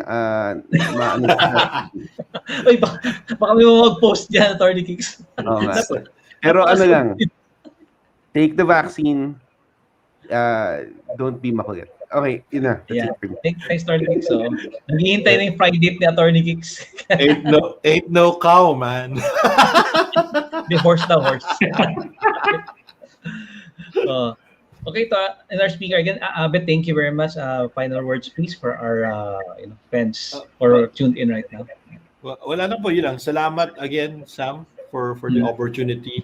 No, I'm just gonna echo what everybody's saying. It's hitting closer to home. Actually, parang sa feeling ko parang mas malala pa ngayon kaysa nung nagsimula, di ba? We lost a lot of friends who's very near and close to us. A lot of people we know, immediate families are getting sick. Buti na lang vaccinated. So, vaccine is not a cure. It's not a shield. The objective is for us not to be hospitalized or not to have severe symptoms. So sometimes it's frustrating. There's technology people who believes in technology tapos anti-vaxxer parang please lang. It's not for you alone, but it's for the people around you. Yeah. Yan, thank you, Abet. Uy, may pahabol si Attorney Omar na yan. Yung employee daw ng Pisang Bayan. Bayan na yun. And si Dean Ses, and thank you po. Thank you din po, Dean Ses, for staying with us. Baka nasa La Union na kayo, enjoying the sun and the surf tomorrow. So, happy weekend. Yun po kailangan makamusta natin si Arnie kung natuto yung mga estudyante niya. Definitely may feedback. Abet, may email form sila para sa'yo, si-share nila. Okay. Diba? Kailangan magpa-quiz si Arnie tungkol doon sa presentation ni Abet. Saka maganda to, it's for a capstone project or capstone projects of the students. Kaya again, yung po mga nanonood na mga ComSci or in your third or fourth years, sana po mag-pursue kayo ng research projects on data protection, cybersecurity, even data privacy. Na sana po dagdagan po natin yung body of knowledge sa Pilipinas. Okay, and with that, on behalf again the BounceBack Network, NADPOP, PH-CERT, and of course Bluepoint Foundation, our partners there. And of course, thank you, Beralco, for loaning to us si Atty. Kiko. Advocacy to ni Atty. Kiko. Maraming salamat din, no? So, magalit na si... May liwanag ang buhay. So, see you again next week. We have a TikTok episode next week. Seryoso? Hintayin niyo po yan. So, the TikTok episode. Tingnan natin, baka taga-bite dance siya. So again, see you next week, everyone. Please be safe. And again, don't forget to pray. God bless everyone. Thank you. Ganda gabi po. Happy weekend, everyone.